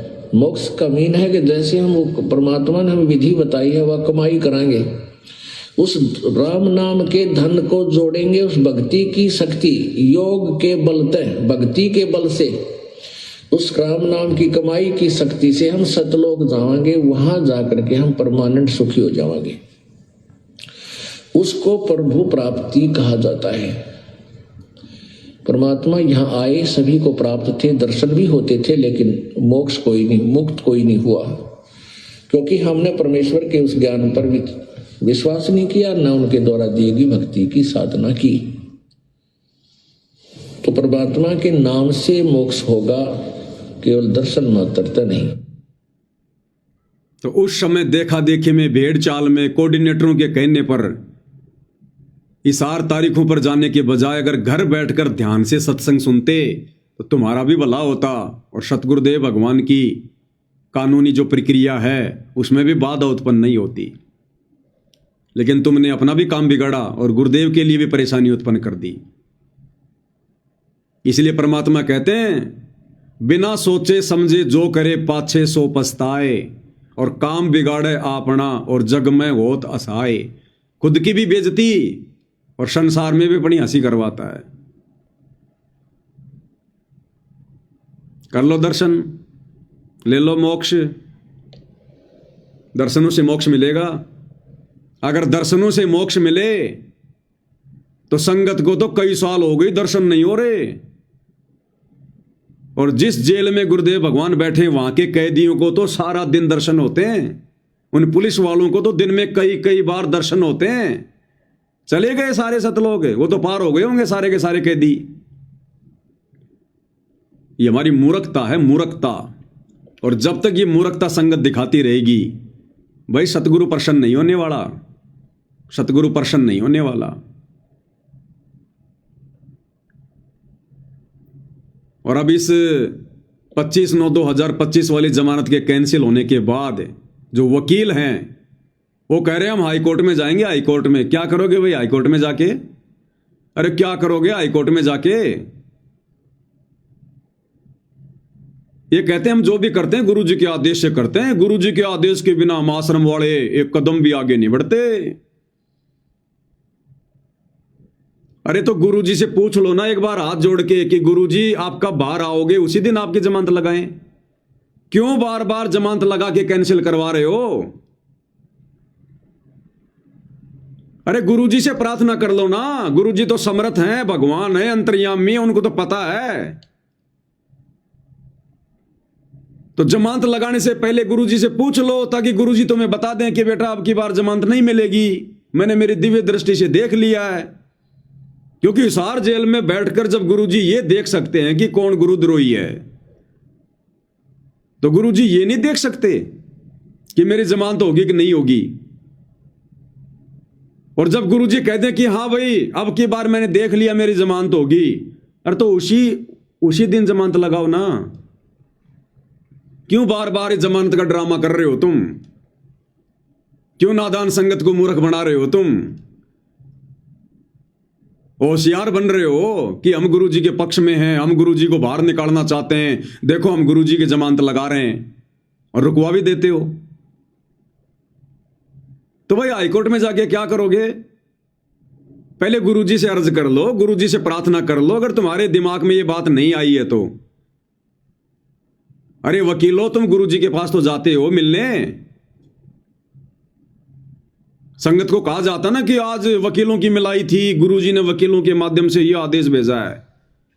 अरे तो भाई वकीलों, हिसार जेल में जाओ, तुम्हें विधि बता रहे हैं, हिसार जेल में जाओ, सतगुरु जी को दंडवत प्रणाम करो, उनसे अर्ज करो, विनती करो। लेकिन तुम दंडवत प्रणाम नहीं करोगे, तुम्हारी काली पैंट सफेद शर्ट मिट्टी में गंदी हो जाएगी। भाई आसपास के लोग देखेंगे तो क्या कहेंगे? ओहो, ये वकील भी संत रामपाल जी को दंडवत कर रहा है। संत रामपाल जी के मुकदमों में ज्यादातर उनके भगत वकील हैं, और जब जेल में मिलने जाते हैं दंडवत तक नहीं करते, दंडवत तक शर्म के मारे। तो भैया अगर उनको प्रसन्न करना है तो गीता जी अध्याय 4 श्लोक 34 में लिखा है कि सर्वप्रथम आधीनी से उस तत्वदर्शी संत को दंडवत कर, झुक के प्रणाम कर, तब तुझे वो तत्व ज्ञान का उपदेश करेंगे, तब तुझे कोई मार्गदर्शन देंगे। तो दंडवत प्रणाम करो जाके और अर्ज करो कि हे परमेश्वर, आप कब दया कर रहे हैं बाहर आने की? परमात्मा उसी समय हम जमानत लगाएं, वरना बार बार कैंसिल हो रही है। तो जब गुरु जी कह दें कि बच्चों फला फला दिन तुम मेरी जमानत लगाओ, इस समय जमानत हो जाएगी, बहुत अच्छी बात है। क्योंकि 7 वचन पलटे नहीं, चाहे पलट जाए ब्रह्मांड, सतगुरु के वचन तो फैल हो ही नहीं सकते। और तुम ये कहते हो कि हम तो हर बार गुरु जी से पूछ के जमानत लगाते हैं, तो फिर संत के वचन कैसे फैल हो रहे हैं भाई? फिर संत के वचन कैसे फैल हो रहे हैं? फिर जमानत कैसे कैंसिल हो रही है? जज परमात्मा से बड़ा हो गया क्या? सारे काम तुम मनमुखी रूप से करते हो, गुरु को मानुष मान के।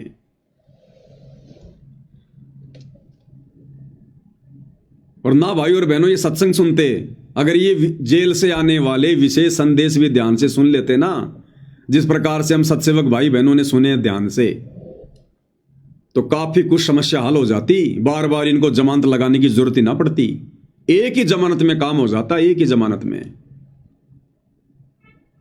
गुरुदेव भगवान ने क्या कहा हिसार जेल से आने वाले विशेष संदेश में? अपने जेल में रहने के विषय में, क्यों गए हैं, किसने भेजा है और कब बाहर आएंगे। गुरुदेव कह रहे हैं किसी और का ब्योत नहीं है जो इस दास को जेल में बैठा दे। अपने आप को छुपाते हुए कह रहे हैं उस कबीर भगवान का आदेश है, उनकी रजा से मैं जेल में बैठा हूं, और जब उनकी दया होगी तभी मैं बाहर आऊंगा। फिर तुम क्यों बार बार जमानत लगा रहे हो? गुरुजी से तुम ये अर्ज करो कि गुरुजी आप अपने कबीर भगवान को प्रसन्न करो। हमें यह बता दो कि कब आपकी जमानत होगी। लेकिन भैया कबीर भगवान कब प्रसन्न होगा? आप लोगों के अनुसार सतगुरु रामपाल जी पर कबीर भगवान कब प्रसन्न होगा? वो तो प्रसन्न ही है, लेकिन गुरु कब प्रसन्न होगा? जब संगत अपने गुरु को प्रसन्न करने वाले कार्य करेगी। तो क्या कह रहे हैं गुरुदेव भगवान? क्या तुम ये सत्संग नहीं सुनते? गुरुदेव कह रहे हैं उस परमात्मा के हुक्म से, उनके आदेश से बैठा हूं। उन्होंने मौका दिया मुझे जेल में बैठने का, उनके आदेश से, और जब उनका आदेश होगा तभी बाहर आऊंगा। फिर क्यों जमानत पे जमानत, जमानत पे जमानत? क्यों भक्तों का पैसा बर्बाद कर रहे हो इन कोर्टों में जमानत लगवा के? क्यों संगत को मूर्ख बना रहे हो? गुरुजी आ रहे हैं, गुरुजी आ रहे हैं, गुरुजी आ रहे हैं। क्या कह रहे हैं परमात्मा? आपको समझाने के लिए, आपकी बुद्धि का विकास करने के लिए ये रह के सत्संग सुनाए जा रहे। आप इनको बहुत गौर से सुना करो। गौर से एक तो बात देखो, थोड़ा सा विचार करो। अब सुनो। अब परमात्मा की रजा हुई दास को कहाँ रखा गया है? जेल में। ये उर्स का आदेश है, किसी और का ब्योत नहीं। ऐसा कुछ करते। अब परमात्मा की रजा हुई दास को कहाँ रखा गया है? ये उर्स का आदेश है, किसी और का ब्योत नहीं। ऐसा कुछ करते। अब परमात्मा की रजा हुई दास को कहाँ रखा गया है? जेल। ये उर्स का आदेश है, किसी और का ब्योत नहीं। ऐसा क्या कह रहे हैं गुरुदेव भगवान? ये उसका आदेश है, अपने आप को छुपा कर कह रहे हैं कि उस कबीर भगवान का आदेश है, किसी और का ब्योत नहीं है। यानी किसी और की औकात नहीं है, ना किसी जज की, ना किसी प्रशासन की, जो उनको जेल में बैठा दे। कह रहे हैं ये उनका आदेश है, किसी और का ब्योत नहीं है, किसी और की औकात नहीं है जो ऐसा कर दे। अरे तो आश्रम वालों, गुरुजी से प्रार्थना करो कि गुरुजी आप अपने कबीर भगवान से पूछो, फिर आपकी जमानत कबीर भगवान कौन से दिन करवाएंगे, और आप हमें बताओ, फिर उसी दिन हम जमानत लगा दें। अब उसी की कृपा से आपको प्रिय अमृत वर्षा कराई जा रही है। और कहां से हो रही है? कदे सपने भी ना लेना इन बातों के। और ये ज्यादा नहीं हुआ करती। और इसमें भी आना का नहीं रखते हो, सत्संग सुनने में आलस करते हो, टाइम नहीं है, काम हो गया था, तो फिर अभी आप बहुत कच्चे हो, बहुत कच्चे हो। कच्चा हीरा करते हुए नहीं सह गणमार, ऐसा एक यौमन हो रहे तो लेखा ले करतार। तो इसलिए आपको पक्का हीरा बनाने के लिए ये सत्संग सुनाया जाता है। अरे कम से कम ये हिसार जेल वाले विशेष संदेश ही सुन लेते भाई। आश्रम वालों, तो तुम्हें बार बार जमानत लगाने की जरूरत नहीं पड़ती। सत्संग में गुरुदेव ने क्लियर कर दिया कि दास को कहां रखा गया है। यानी जेल का नाम तो नहीं लेंगे गुरुदेव, क्योंकि जेल से आ रहे सत्संग, कि दास को कहां रखा गया है। तो आप और हमें पता कि कहां रखा गया है, और कह रहे हैं ये उसका आदेश है। अपने आप को छुपा कर कह रहे हैं गुरुदेव भगवान कि ये उस कबीर भगवान का आदेश है, किसी और का ब्योत नहीं है जो ऐसा कर दे।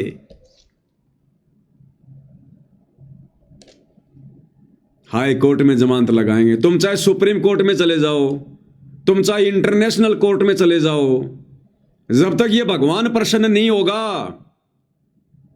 और भगवान प्रसन्न होगा भक्तों की भक्ति देखकर, भक्तों की मर्यादा देखकर, उनका आचरण देखकर, उनका भक्ति भाव देखकर। और तुम इन चीजों के आसपास भी नहीं हो आश्रम वालों, आसपास भी। तो कैसे भगवान अपनी जमानत के लिए जज को प्रेरणा कर देगा? नहीं करेगा।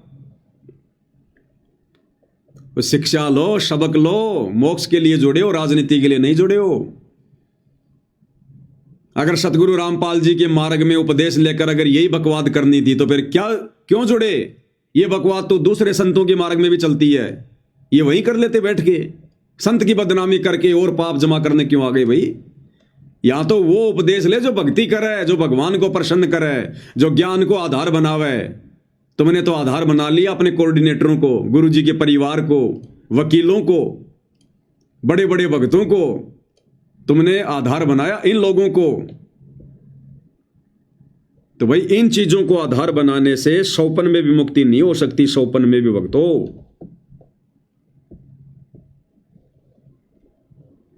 अब तुम्हें किस विधि से समझाएं?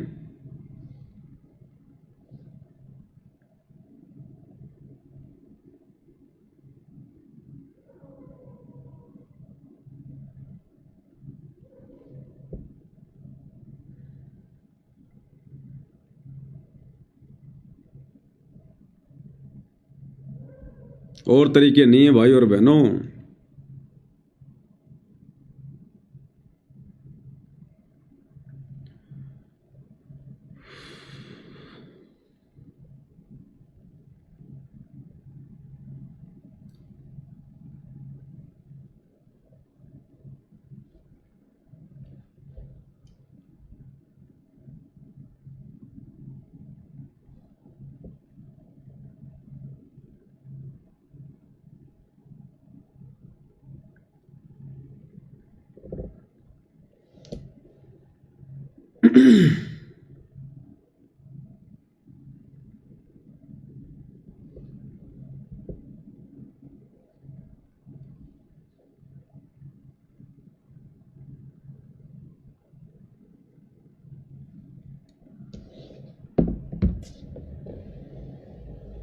हम सत्सेवक भाई बहनों ने तो एक शब्द के माध्यम से भी इस नादान संगत को समझाने का प्रयास किया कि भाई भक्ति करो, बकवाद मत करो। गुरुजी आएंगे, कल को क्या मुंह दिखाओगे, क्या जवाब दोगे जब गुरुदेव भगवान पूछेंगे कि मेरी गैर हाजिरी में तुमने क्या किया, भक्ति करी या बकवाद करी।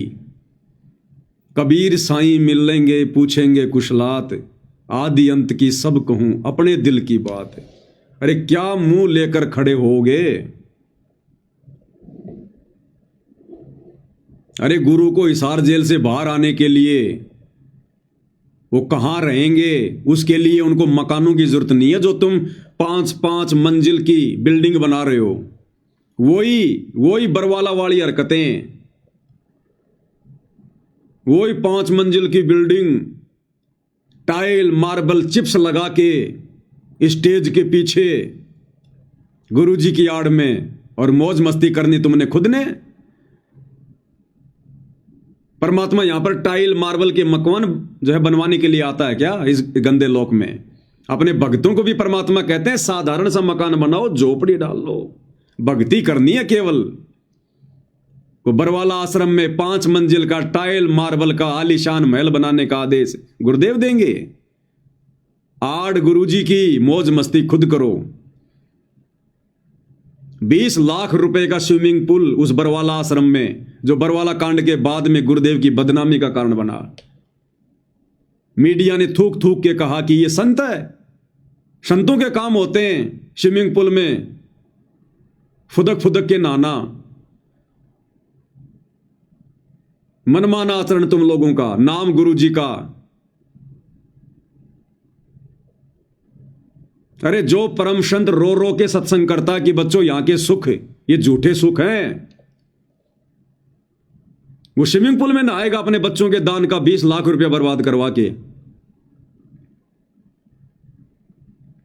उनकी आंखों के सामने उनके लाखों बच्चे, हजारों बच्चे जो बरवाड़ा आश्रम में जाते थे, वो बेचारे बाथरूमों में नहाया करते थे, और ये बाप, ये समर्थ, ये उस स्विमिंग पूल में नहाएगा। सारा मनमाना आचरण इन लोगों का, और ये सारी चीजें फिर बरवाला कांड में बदनामी का कारण बनी। और वो ही काम इन्होंने धनाना में शुरू कर दिया, दूसरे आश्रमों में शुरू कर दिया। स्टेज के पीछे कोई 3-3 मंजिल की, कोई 5-5 मंजिल की, और नाम क्या कह रहे हैं? गुरुजी का निवास बन रहा है। गुरुजी जब आएंगे तो गुरुजी का आवास बन रहा है। अरे गुरुजी 200-400 फुट के नहीं है, इस कार्डलोक के अनुसार लीला कर रहे हैं। 6.5 फीट हाइट है, और परमात्मा कहते हैं घर तो 3.5 हाथ, घड़ा तो 4.25। इससे अधिक जो बनाता है उसको नहीं विचार। 5-5 मंजिल में रहेंगे गुरुदेव भगवान। अरे फिर से कोई धनाना कांड करवाने की तैयारी है क्या? उस आश्रम के भी ताले लगवाओगे क्या? स्विमिंग पूल, 5 मंजिल का मकान है, सतगुरुदेव भगवान को बाहर आने के बाद में इन पत्थरों के मकानों में बैठने की जरूरत नहीं है। वो पत्थरों के मकान नहीं बनवाते, वो अपने भक्तों के हृदय में मकान बनवाते हैं। गुरुदेव भगवान को अपने भक्तों के हृदय में जगह चाहिए। अरे इतनी औकात बनाओ कि तुम अपने गुरुजी को अपने हृदय में बैठा सको, समा सको, वो भगवान सहरस तुम्हारे हृदय में बैठ सके। गुरु भगता मम आत्म सोई, वाके हृदय रहूं समोई। इन पत्थरों के मकानों में बैठाने से परमात्मा प्रसन्न नहीं होता। ये टाइल मार्बल चिप्स के मकान बनाने से गुरु प्रसन्न नहीं होता। अपने दिल में जगह दो गुरु को, तब आएगा गुरु जेल से बाहर। छोड़ दो ये बकवाद भाई और बहनों, छोड़ दो। खून के आंसू रोने पड़ेंगे, खून के आंसू। तुमने क्या सोचा काल कोई नशे की दवा खा के सो रहा है? इस समय आत्माओं को सतलोक ले जाने का वचन, छूट उस काल के वचन अनुसार काल ने दे रखी है कि आप कलयुग में जितने मर्जी जीव ले जाना। अपने भोजन को कोई इतनी आसानी से जाने देगा क्या? सतगुरु से ज्यादा प्रयास संगत को तोड़ने का, बरगलाने का, भ्रमित करने का, धोखा देने का काल कर रहा है। और तुम्हें पता है वो सामने प्रकट नहीं होता।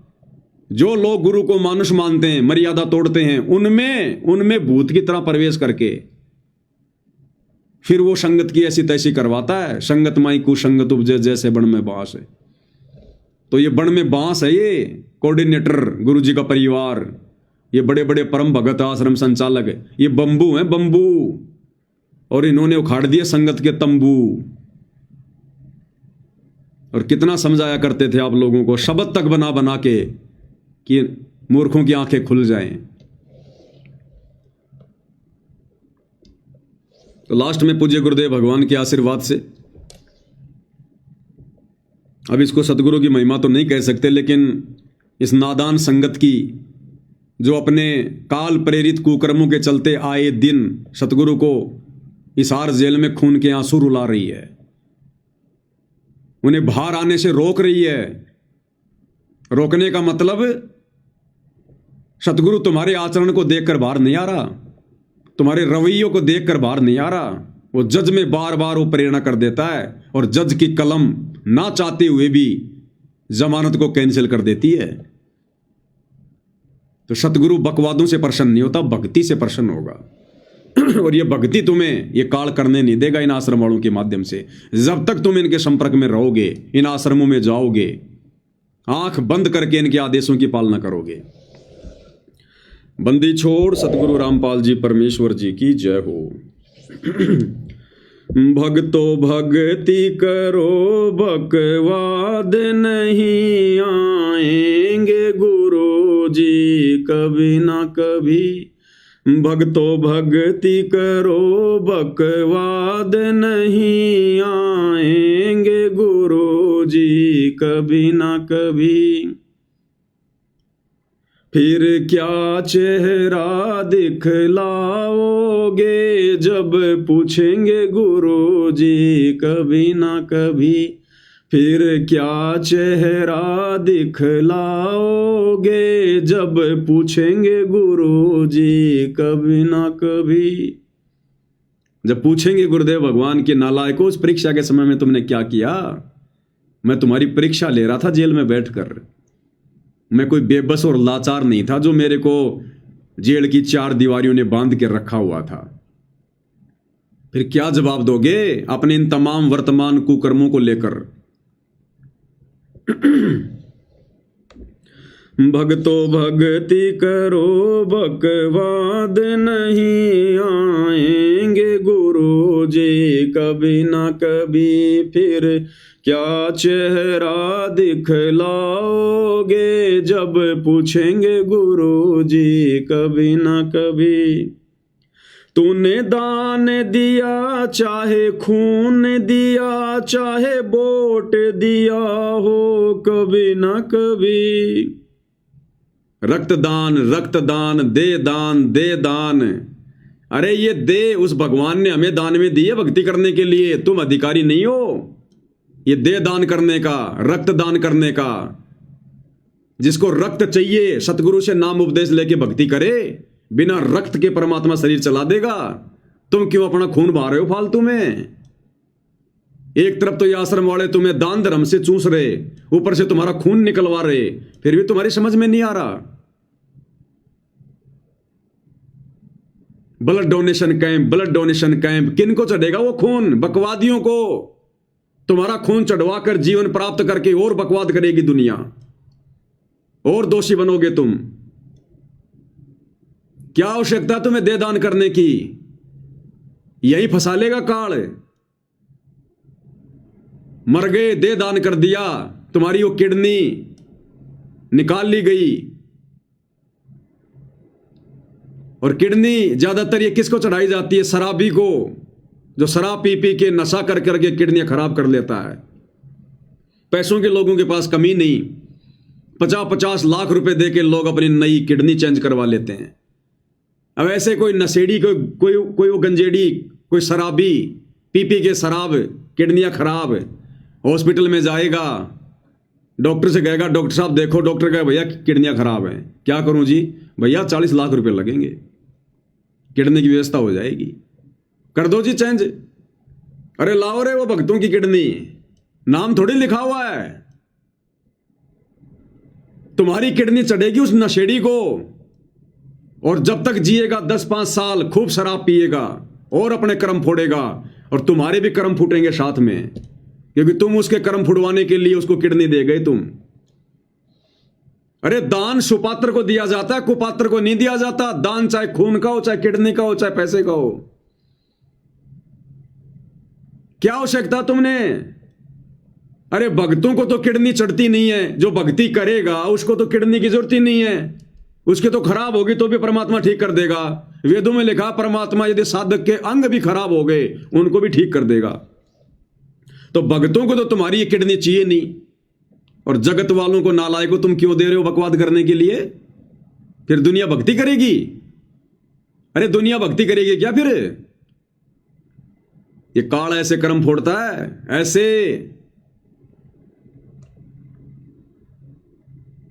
तूने दान दिया चाहे खून दिया, लेकिन तूने सब कुछ कुपात्रों को दिया, कुपात्रों को। और वोट दिया हो कभी ना कभी 2019 में इसी सतलोक आश्रम वालों ने हरियाणा में कांग्रेस सरकार का समर्थन करवाया, तुम लोगों से वोट डलवाए ना। पूरे देश में बीजेपी का विरोध, कांग्रेस का समर्थन, गुरुजी का आदेश बता दिया, और हरियाणा में उस व्यक्ति का समर्थन करवाया भक्तों से, उस व्यक्ति को वोट डलवाए, भूपेंद्र सिंह हुड्डा को, जिसको गुरुदेव भगवान ने करोथा कांड का मुख्य दोषी बताया। और गुरुदेव ने कह रखा कि उस भूपेंद्र सिंह हुड्डा के तो इतने लंबे लंबे कीड़े पड़ेंगे। उस व्यक्ति को, उस परमात्मा के उस द्रोही को इन आश्रम वालों ने, इस काल ने भक्तों से समर्थन करवा के परमात्मा के विरोधी व्यक्ति का और संगत के सूखे सूखे कर्म फुड़वाए। ये सोच समझ के लिखवाए परमात्मा ने शब्द, मजाक में नहीं लिखवाए। तूने दान दिया चाहे खून दिया, चाहे वोट दिया हो कभी ना कभी। तूने दान दिया चाहे खून दिया, चाहे वोट दिया हो कभी ना कभी। देना होगा जवाब तुझे यहीं का यहीं, आएंगे गुरुजी कभी ना कभी। देना होगा जवाब तुम्हें यहीं का यहीं, आएंगे गुरुजी कभी ना कभी। यहीं का यहीं मतलब 21 ब्रह्मांड में। जब जाओगे ना धर्मराज के दरबार में, वहां हिसाब मांगेगा कि बेटा तू कौन होता है दे दान करने वाला। गरीबदास जी कहते हैं पिंड प्राण जिन दीने दाना, गरीबदास जाकू कुर्बाना। कि उस कबीर भगवान ने ये पिंड, ये शरीर मुझे दान में दिया भक्ति के लिए।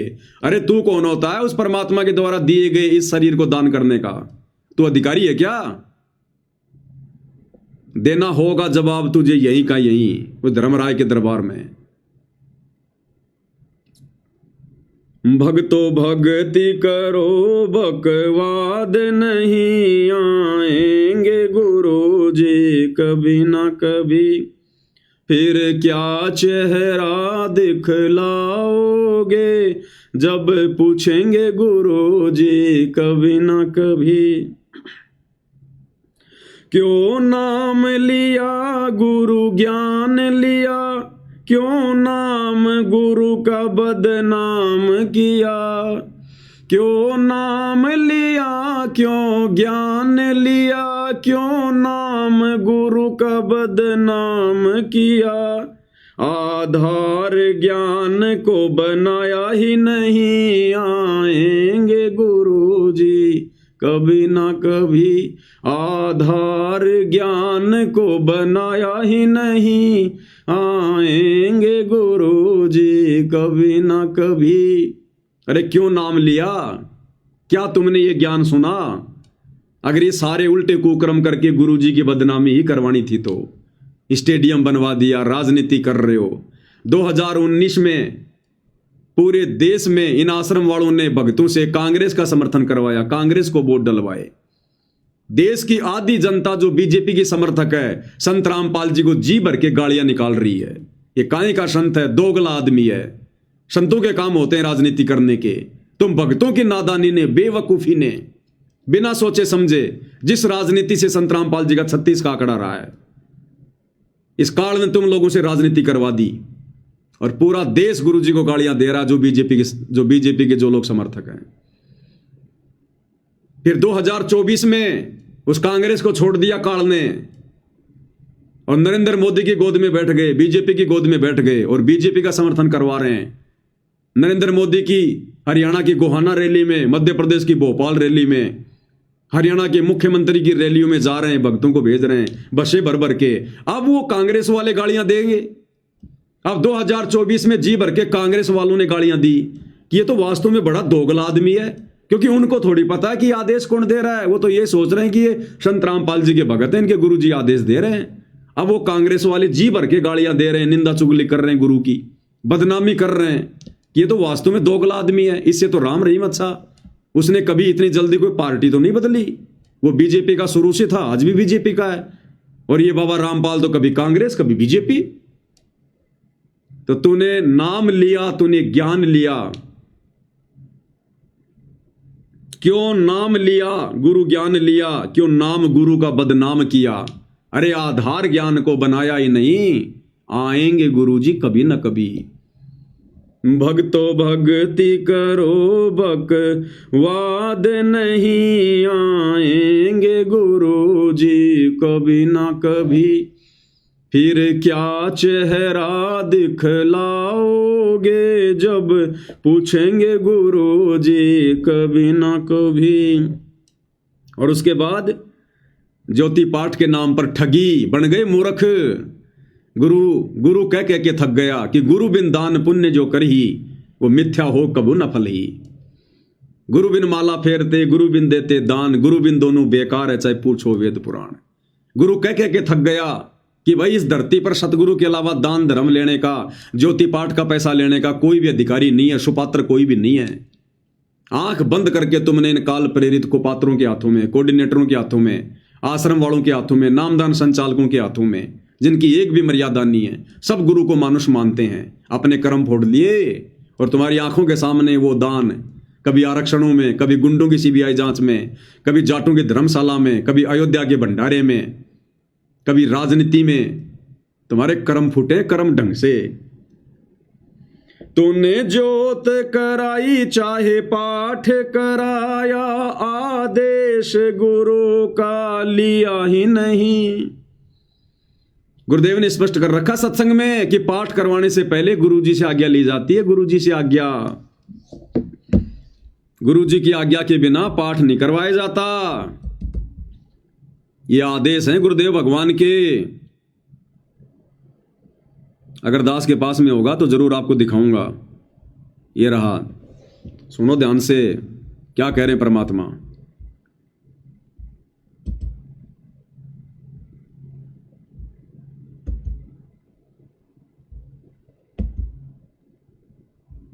बिन दान पुण्य जो करे। गुरुदेव कह रहे हैं पाठ करवाने से पहले गुरु से आदेश लेना पड़ता है। अरे गुरुजी तो 2014 से हिसार जेल में बैठे हैं और कई लाखों भक्तों ने पाठ करवाए, ज्योतियां करवाई है। और कितने लोग गए हिसार जेल में आदेश लेने के लिए? कितने लोग गए गुरुजी से हिसार जेल में आदेश लेने के लिए कि गुरुजी इन आश्रमों में इन भक्तों को पाठ करवाएं या ना करवाएं? बस मूर्ख बना दिया पीले पर्चे दिखा दिखा के, नकली ऑडियो एआई से बना बना के। अब तो सरेआम फिल्में बना रहे हैं एआई से। अरे अब तो विश्वास करो, तुम्हें किस कदर ठग लिया काल ने। तो 25 मिनट की फिल्म एआई वाली, अब भी तुम्हारी आंखें नहीं खुली। उस 25 मिनट की फिल्म में सीधा सीधा पूरा वीडियो एआई से बनाया गया। गुरुजी की आवाज हूबहू, जो मर्जी बुलवाया गया गुरुजी से, जो मर्जी।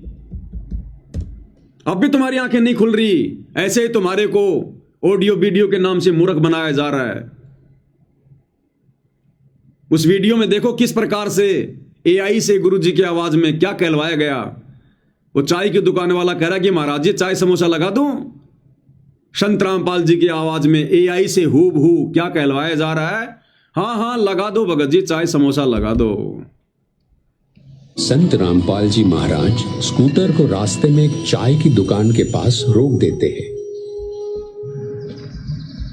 राम राम महाराज जी। राम राम भगत जी। महाराज जी चाय समोसा लगा दूं? हाँ भगत जी लगा दीजिए। सुन लिया?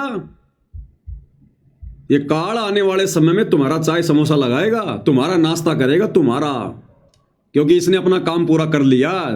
तुम्हारी मर्यादा तुड़वा दी, गुरु की नजरों से तुम्हें नीचे गिरा दिया। अब तुम कितने शाणे बन जाओ, अब तुम काल की खुराक हो, काल की खुराक। गुरु के दिल से उतरे वो शब्द बिहुना होए, उसको काल घसीट ही राख सके ना कोई। अब ये बनेगी तुम्हारे साथ में। तो ऐसे तुम्हें मूर्ख बनाया गया एआई से ऑडियो वीडियो बना बना के, तुम्हें लाइव दिखा दिखा के। और क्या कह रहे हैं परमात्मा? पाठ करवाने से पहले गुरु की आज्ञा लेनी चाहिए। क्या तुमने गुरुदेव के इस आदेश की पालना की? कितने लोग गए हिसार जेल में ये पूछने के लिए कि गुरुजी हम पाठ करवाएंगे ना करवाएं? सब भेड़ चाल में। कोऑर्डिनेटर ने कह दिया, पीला पर्चा निकाल दिया, नकली एआई से ऑडियो आ गई, बच्चों पाठ करो, दान करो, मेरी आत्मा बहुत खुश हो रही है। अगर इतनी गुरुदेव की आत्मा खुश होती तुम भक्तों से, तो कब के आ जाते बाहर हिसार जेल से। जमानत की भी जरूरत नहीं पड़ती, कब के आ जाते। वो भगवान तो अपने बच्चों से मिलने के लिए वो तड़प रहा है, लेकिन बच्चे इस लायक नहीं हैं कि बाप उनको अपने गले से लगा सके। बच्चे अभी बदबू मार रहे हैं, बदबू, काल की गंदगी में सने हुए हैं। सत्संग नहीं सुने संगत ने। ये सत्संग क्यों दिए भगवान ने? गांव गांव जाकर लोगों की गालियां खा खा के। सत्संग ही भक्ति का मूल है। और ये सत्संग तो ना तुमने पहले सुने, ना तुम लोगों को वर्तमान में इन आश्रमों में सत्संग सुनने दिए जा रहे। तो क्या कह रहे हैं परमात्मा पाठ के विषय में कि पाठ करवाने से पहले गुरु की आज्ञा लेनी चाहिए। बिन दान पुण्य जो कर ही मिथ्या होवे कभू ना फरही। बिना गुरु के जो दान करते हैं मिथ्या जावे, वो कभी नहीं फलेगा।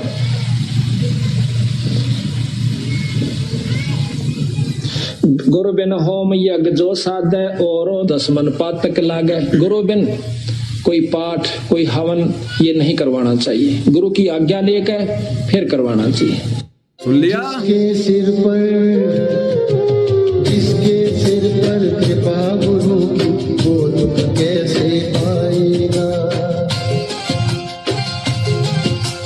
जिसके सिर पर कृपा गुरु की, वो दुख कैसे पाएगा। नाम गुरु जी का जप लेगा, नाम गुरु जी का जप लेगा, जीवन सफल बनाएगा। जिसके सिर पर कृपा गुरु की, वो दुख कैसे पाएगा। जिसके सिर पर कृपा गुरु की, वो दुख कैसे पाएगा।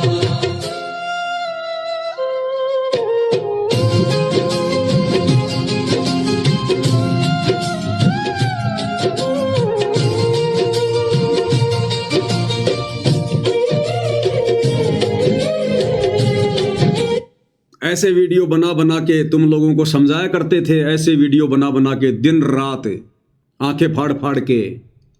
हमारा कोई स्वार्थ नहीं है, हमें तुम ज्योति पाठ और दान के पैसे नहीं दे रहे आश्रम वालों। हर प्रकार से परमात्मा ने वीडियो बनवा बनवा के तुम्हारी आंखें खुलवानी चाहिए, लेकिन परमात्मा कहते हैं गधे की आंख में अगर कोई घी डालता है ना तो गधा सोचता है कि मेरी आंख फोड़ना चाह रहा है, क्योंकि उसमें इतनी बुद्धि होती है, इतनी, जिसकी जितनी बुद्धि उतना ही समाए, उसका बुरा मत मानियो, बेचारा अधिक कहां से लाए। तो मालिक ने कोई कमी नहीं छुड़वाई अपने सत्सेवक बच्चों के माध्यम से तुम आश्रम वालों की आंखें खुलवाने में। तो पाठ के विषय में क्या सुना आपने, एक बार फिर से सुन लो। गुरुदेव कहते हैं पहले गुरु की आज्ञा लेनी चाहिए, उसके बाद में पाठ करवाना चाहिए। बिन दान पुण्य जो करही मिथ्या होवे कभू ना फरही। बिना गुरु के जो दान करते हैं मिथ्या जावे, वो कभी नहीं फलेगा।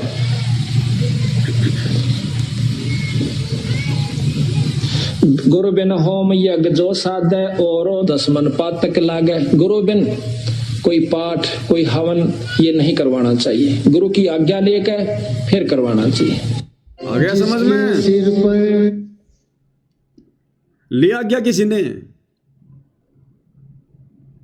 नाम लेने के बाद में 90% ने तो साक्षात गुरु का चेहरा भी नहीं देखा अभी तक है, और पाठ करवा दिए, ज्योतियां करवा दी, और वो कुपात्र तुम्हारे पैसों पर ऐश कर रहे हैं, तुम्हारे कर्म फुड़वा रहे हैं, आरक्षणों में दे दे के, गुंडों की सीबीआई जांच में दे दे के, राजनीति में लगा लगा के।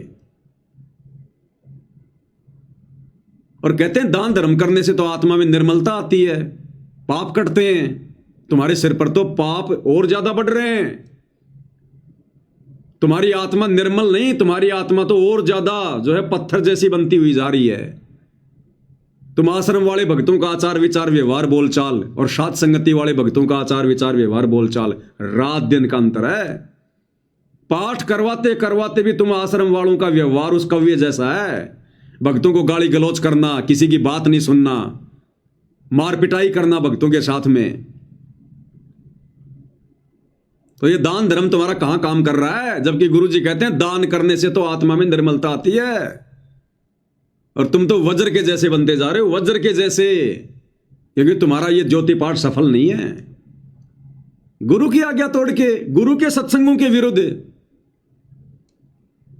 और राजनीतियां करने वालों का और करवाने वालों का पाठ कभी सफल होता है?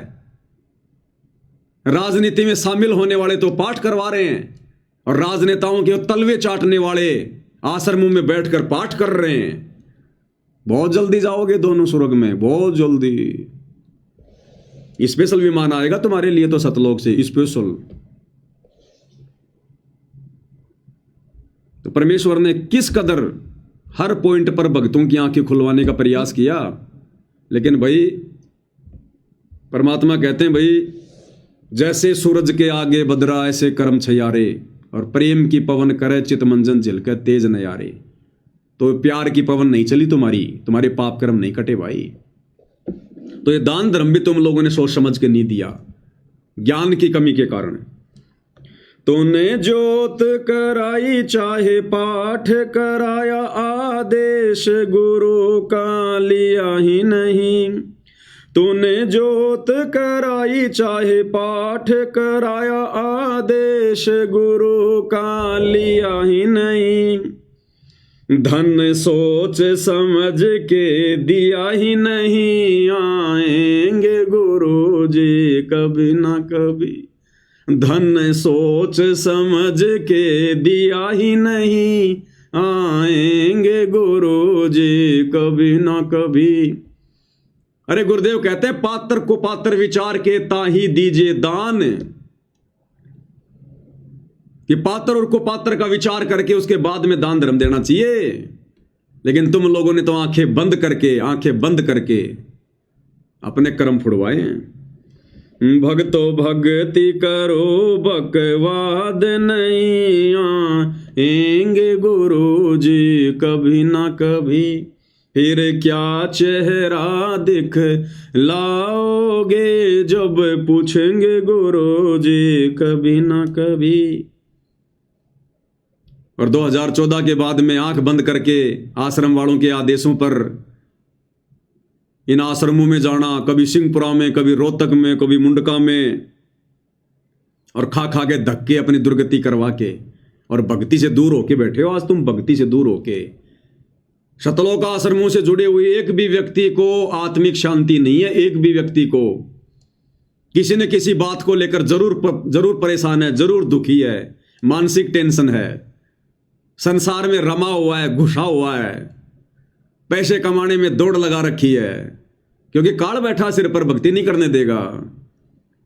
और खाओ धक्के इन आश्रमों में। तुम्हारा घर तो शमशान घाट है। अरे जिस घर में तुमने दरबार लगा रखा, ज्योति लगा रखी है, दंडवत करते हो, आरती करते हो, सत्संग सुनते हो, शमशान घाट है क्या? वो आश्रम नहीं है। लेकिन तुमने कभी अपने घर को आश्रम बनाया ही नहीं। और तारीखों पे जा जाके तुमने क्या ड्रामे किए वो तुमने देख लिए। जज का रवैया। पेशी पे गया ना मुंडका गया, रोहतक में धक्के खाए ही नहीं। धनाना से पहले इनका रोहतक में आश्रम था, सिंहपुरा में, और दिल्ली के मुंडका में तो अभी भी है, और तारीखों पर ये भेजाए करते थे। पेशी पे गया ना मुंडका गया, रोहतक में धक्के खाए ही नहीं। पेशी पे गया ना मुंडका गया, रोहतक में धक्के खाए ही नहीं। गुरु दिल से दूर कभी हुआ नहीं, नहीं आएंगे गुरु जी कभी ना कभी। गुरु दिल से दूर कभी हुआ ही नहीं, आएंगे गुरु जी कभी ना कभी। अब यहां पर सत्सेवकों ने समझदारी दिखाई कि हमने तुम लोगों की तरह उन तारीखों पर, उन पेशियों पर धक्के नहीं खाए, उन आश्रमों में जा जाके धक्के नहीं खाए, दान धर्म के नाम पर नहीं लुटे, कुपात्रों को देकर अपने कर्म नहीं फोड़े। और हमारा गुरु तो सदा हमारे दिल में बसता है। घटी में गंगा, घटी में जमुना, घटी में जगदीश। गुरु भगता मम आत्म सोई, वाके हृदय रो सोई। जो गुरु के पक्के भगत हैं, परमात्मा उनके हृदय में निवास करता है। तो आज तो तुम्हारी आंखें बंद हैं, आने वाले दिनों में पता चलेगा गुरुमुखी कौन है और गुरुद्रोही कौन है। जिनको तुम पक्के गुरु भगत मान के बैठे हो, ये पक्के काल के एजेंट हैं। और जिनको तुम गुरुद्रोही समझ रहे हो, साथ संगत वालों को, इनसे बढ़कर संसार में परमात्मा की आत्मा नहीं है। तो हम नहीं गए। पेशी पे गया ना मुंडका गया, रोहतक में धक्के खाए ही नहीं। और गुरु दिल से दूर कभी हुआ ही नहीं, आएंगे गुरु जी कभी ना कभी। भक्तो भक्ति करो बकवाद नहीं, आएंगे गुरु जी कभी न कभी। फिर क्या चेहरा दिखलाओगे, जब पूछेंगे गुरु जी कभी न कभी। और आगे परमात्मा ने जो लिखवाया आज से 3 साल पहले, ये 3 साल हो गए शब्द को लिखे हुए, जब दास हिसार जेल में था। परमात्मा दास को प्रेरणा करते थे कि ये संगत के कर्म फुड़वाएंगे गुरु जी के परिवार वाले, ये गुरु जी का परिवार। और देख लो इन 3 वर्षों में सबसे ज्यादा कुकर्म, ये राजनीति वगैरह, आन उपासना, परशुराम की जयंती, ये सारे कुकर्म इन्होंने पिछले 3 वर्षों में किए हैं। परिवार गुरु का भरमाएगा तुझे, मर्यादा तोड़ मरवाएगा तुझे। परिवार गुरु का भरमाएगा तुझे, मर्यादा तोड़ मरवाएगा तुझे। तुझे दूर गुरु से करवाएगा यही, आएंगे गुरु जी कभी ना कभी। तुझे दूर गुरु से करवाएगा यही, आएंगे गुरु जी कभी ना कभी। आज वो ही हो गए 100%। गुरु के परिवार ने भ्रमित किया और गुरु से दूर करवा दिया। जिन बातों से गुरु दुख पावे, उन बातों को दूर भगावे। तुमने सारे वो कुकर्म किए हैं भक्ति विरुद्ध, जिससे गुरु दुखी हो। और इन काल एजेंटों ने, गुरु जी के परिवार ने, तुम नादान संगत वालों को गुरु से दूर करवा दिया। अरे संध्या आरती पढ़ते हो, किरत गनी भूले नरलोई, और जा घट निश्चय नाम ना होई। जो कृतज्ञ व्यक्ति होता है ना, कौन होता है? जो गुरु के द्वारा किए गए उपकारों को भुला दे। तो तुम लोगों ने गुरु के उपकार भुला दिए। गुरु ने कब कहा राजनीति करने का, राजनेताओं को वोट देने का, उनकी रैलियों में जाने का, परशुराम की जयंती में जाने का? अरे गुरु तो कहते हैं 100 वर्ष सतगुरु की पूजा, एक दिन अनुपासी, वो अपराधी आत्मा पड़े काल की फांसी। परशुराम की जयंती पर जाने का तुम्हारा क्या मतलब था? काल ऐसे ही मरवाता है सूक्ष्म चाल। तो मर्यादा तोड़ मरवाएगा यही। मरवा दिया गुरु के परिवार ने तुम्हारी मर्यादा तोड़वा के। भक्तो भक्ति करो बकवाद नहीं आएंगे गुरु जी कभी ना कभी। भक्तो भक्ति करो बकवाद नहीं आएंगे गुरु जी। अब सबसे बड़ी कमी क्या रही? साध संगति की। हाथ जोड़ जोड़ के विनती करते थे लास्ट में, जुड़ जाओ साध संगति से, जुड़ जाओ। कोई आधार कार्ड जमा नहीं करवाना, कोई फॉर्म नहीं भरना, कोई तुमसे पैसे नहीं ले रहे, कोई ज्योति पाठ दान का पैसा नहीं ले रहे तुम्हारे से। अरे सिर्फ वीडियो देखने और ज्ञान को आधार बनाओ, घर बैठ के भक्ति करो। कितनी विनती की तुमसे साध संगति से जुड़ने की, तुम्हारे कान पर जू भी नहीं रहेंगी। और अब आने वाले समय में देखना जब तुम्हारी दुर्गति पे दुर्गतियां होंगी। तू साध संगत में आया ही नहीं, तूने मर्म ज्ञान का पाया ही नहीं। तू साध संगत में आया ही नहीं, तूने मर्म ज्ञान का पाया ही नहीं। तूने विश्वास गुरु पर किया ही नहीं, आएंगे गुरु जी कभी ना कभी। तूने विश्वास गुरु पर किया ही नहीं, आएंगे गुरु जी कभी ना कभी। कहां विश्वास किया संगत ने अपने गुरु पर? अरे सार नाम कौन दे सकता है? परमात्मा क्यों आता है सतलोक से सार नाम देने के लिए? और इस नादान संगत ने गुरु का हिसार जेल से बाहर आने का भी इंतजार नहीं किया और इन कुपात्रों से वो फर्जी सार नाम, सार शब्द ले लिया और अपनी दुर्गति करवा ली। अरे पाड़ोसी से अपने पेट में बच्चा डलवाने वाली औरत कभी पतिव्रता नहीं हो सकती। ये भक्ति रूपी बच्चा, ये सार नाम सार शब्द केवल सतगुरु देने का अधिकारी है। ये प्रथम नाम भी कोई देने का अधिकारी नहीं है सृष्टि में। सतनाम सार नाम सार शब्द तो बहुत दूर की बात है। वो सार नाम देने के लिए तो भगवान सतलोक से चल के आया है। सोहम नाम हम जग में लेके आए और सार नाम हमने गुप्त छुपाए। उस गुप्त नाम को इन काल के एजेंट आश्रम वालों को देगा गुरु। एक 15 रुपए की डीवीडी में डाल के आलू टमाटर की तरह एक एक पाठ के चक्कर में बांटने के लिए देगा गुरु। क्या गुरु इनके आचरणों से वाकिफ नहीं है? गुरु को पता नहीं है इन लोगों का।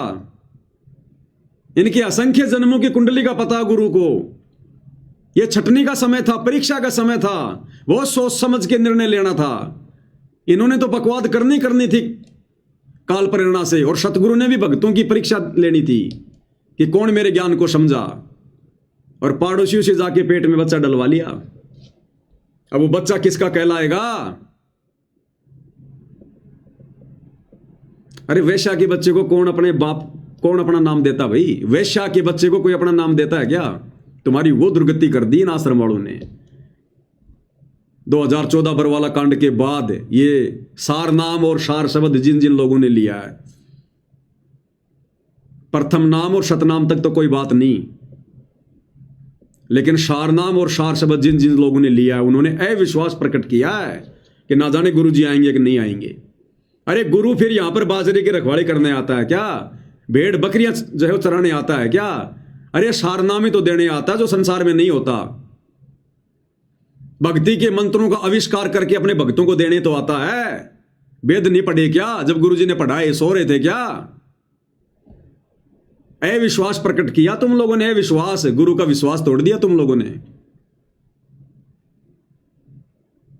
और कहते हैं काठ की हांडी केवल एक बार चढ़ती है, दोबारा नहीं। बहुत समझाया था भाई, रो रो के समझाया करते थे। इन आश्रम वालों की गालियां खा खा के, इनके लठ खा खा के तुम्हें समझाया, जेल जा जा के तुम्हें समझाया, फिर भी तुम्हारी आंखें नहीं खुली आश्रम वालों, अंध भक्तों। अब तो तुम्हारा सब कुछ बर्बाद हो चुका है, सब कुछ। फिर भी तुम्हारे पास में समय है, जब तक गुरुदेव भगवान जेल से बाहर नहीं आते हैं। भगत बन के दिखा दो अपने भगवान को। जितनी तुमने मूर्खता की है, जितनी तुमने गलतियां की हैं जाने अनजाने में, नाक रगड़ रगड़ के माफी मांग के, और इन आश्रम वालों से सवाल जवाब करो। मुंह करके भी मत सो इन आश्रमों की तरफ जब तक सतगुरु रामपाल जी भगवान बाहर ना आ जाए। 1 रुपया मत दो इनको पात्रों को काट के, एजेंटों को अपने घर पे रखो। गुरु के आने के बाद देना, संकल्प कर लो। सतगुरु तुम्हारे नोट के, उन कागज के टुकड़ों का भूखा नहीं है। जिसने 21 ब्रह्मांड काल को भीख में दे रखे हैं, वो तुम्हारे पाठ का भूखा है क्या? कहते हैं साधु भूखा भाव का, धन का भूखा नहीं। जो कोई धन का भूखा वो साधु भी नहीं। धन के भूखे तो ये आश्रम वाले थे जिन्होंने तुम्हारे को चूस लिया, तुम्हारे को चूसे हुए आम की तरह। आम में से आम चूस के गुठली निकाल के कैसे वो पिचका पिचका होता है, तुम्हारी ये हालत कर दी है। लेकिन फिर भी मालिक दयालु है, जब तक इस हार जेल से बाहर नहीं आते हैं। अगर तुम लोगों ने फिर भी ज्ञान को आधार बनाया, साथ संगति से जुड़े, मालिक से रो रो के अपने उन तमाम कुकर्मों की जो मैनेजमेंट वालों ने तुम लोगों से करवा के मर्यादा तोड़वा दी है, अगर तुमने उनका प्रायश्चित किया और आगे से ज्ञान आधार से चले, अभी भी मालिक दयालु है। नहीं तो तुम्हारी नैया डूब चुकी है नैया। तो भाई समझा सकते हैं, विनती कर सकते हैं, इससे ज्यादा कुछ नहीं।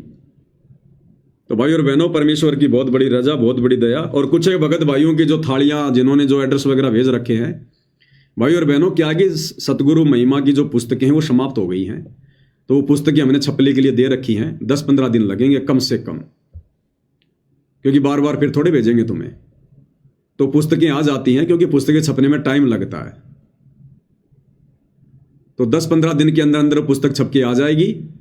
तुरंत उसके बाद में जिन जिन भाइयों के एड्रेस आए हुए हैं, सबको थालियां बाई कोरियर भेज दी जाएगी। इसलिए थोड़ा सा धैर्य रखें, मालिक दया कर देंगे।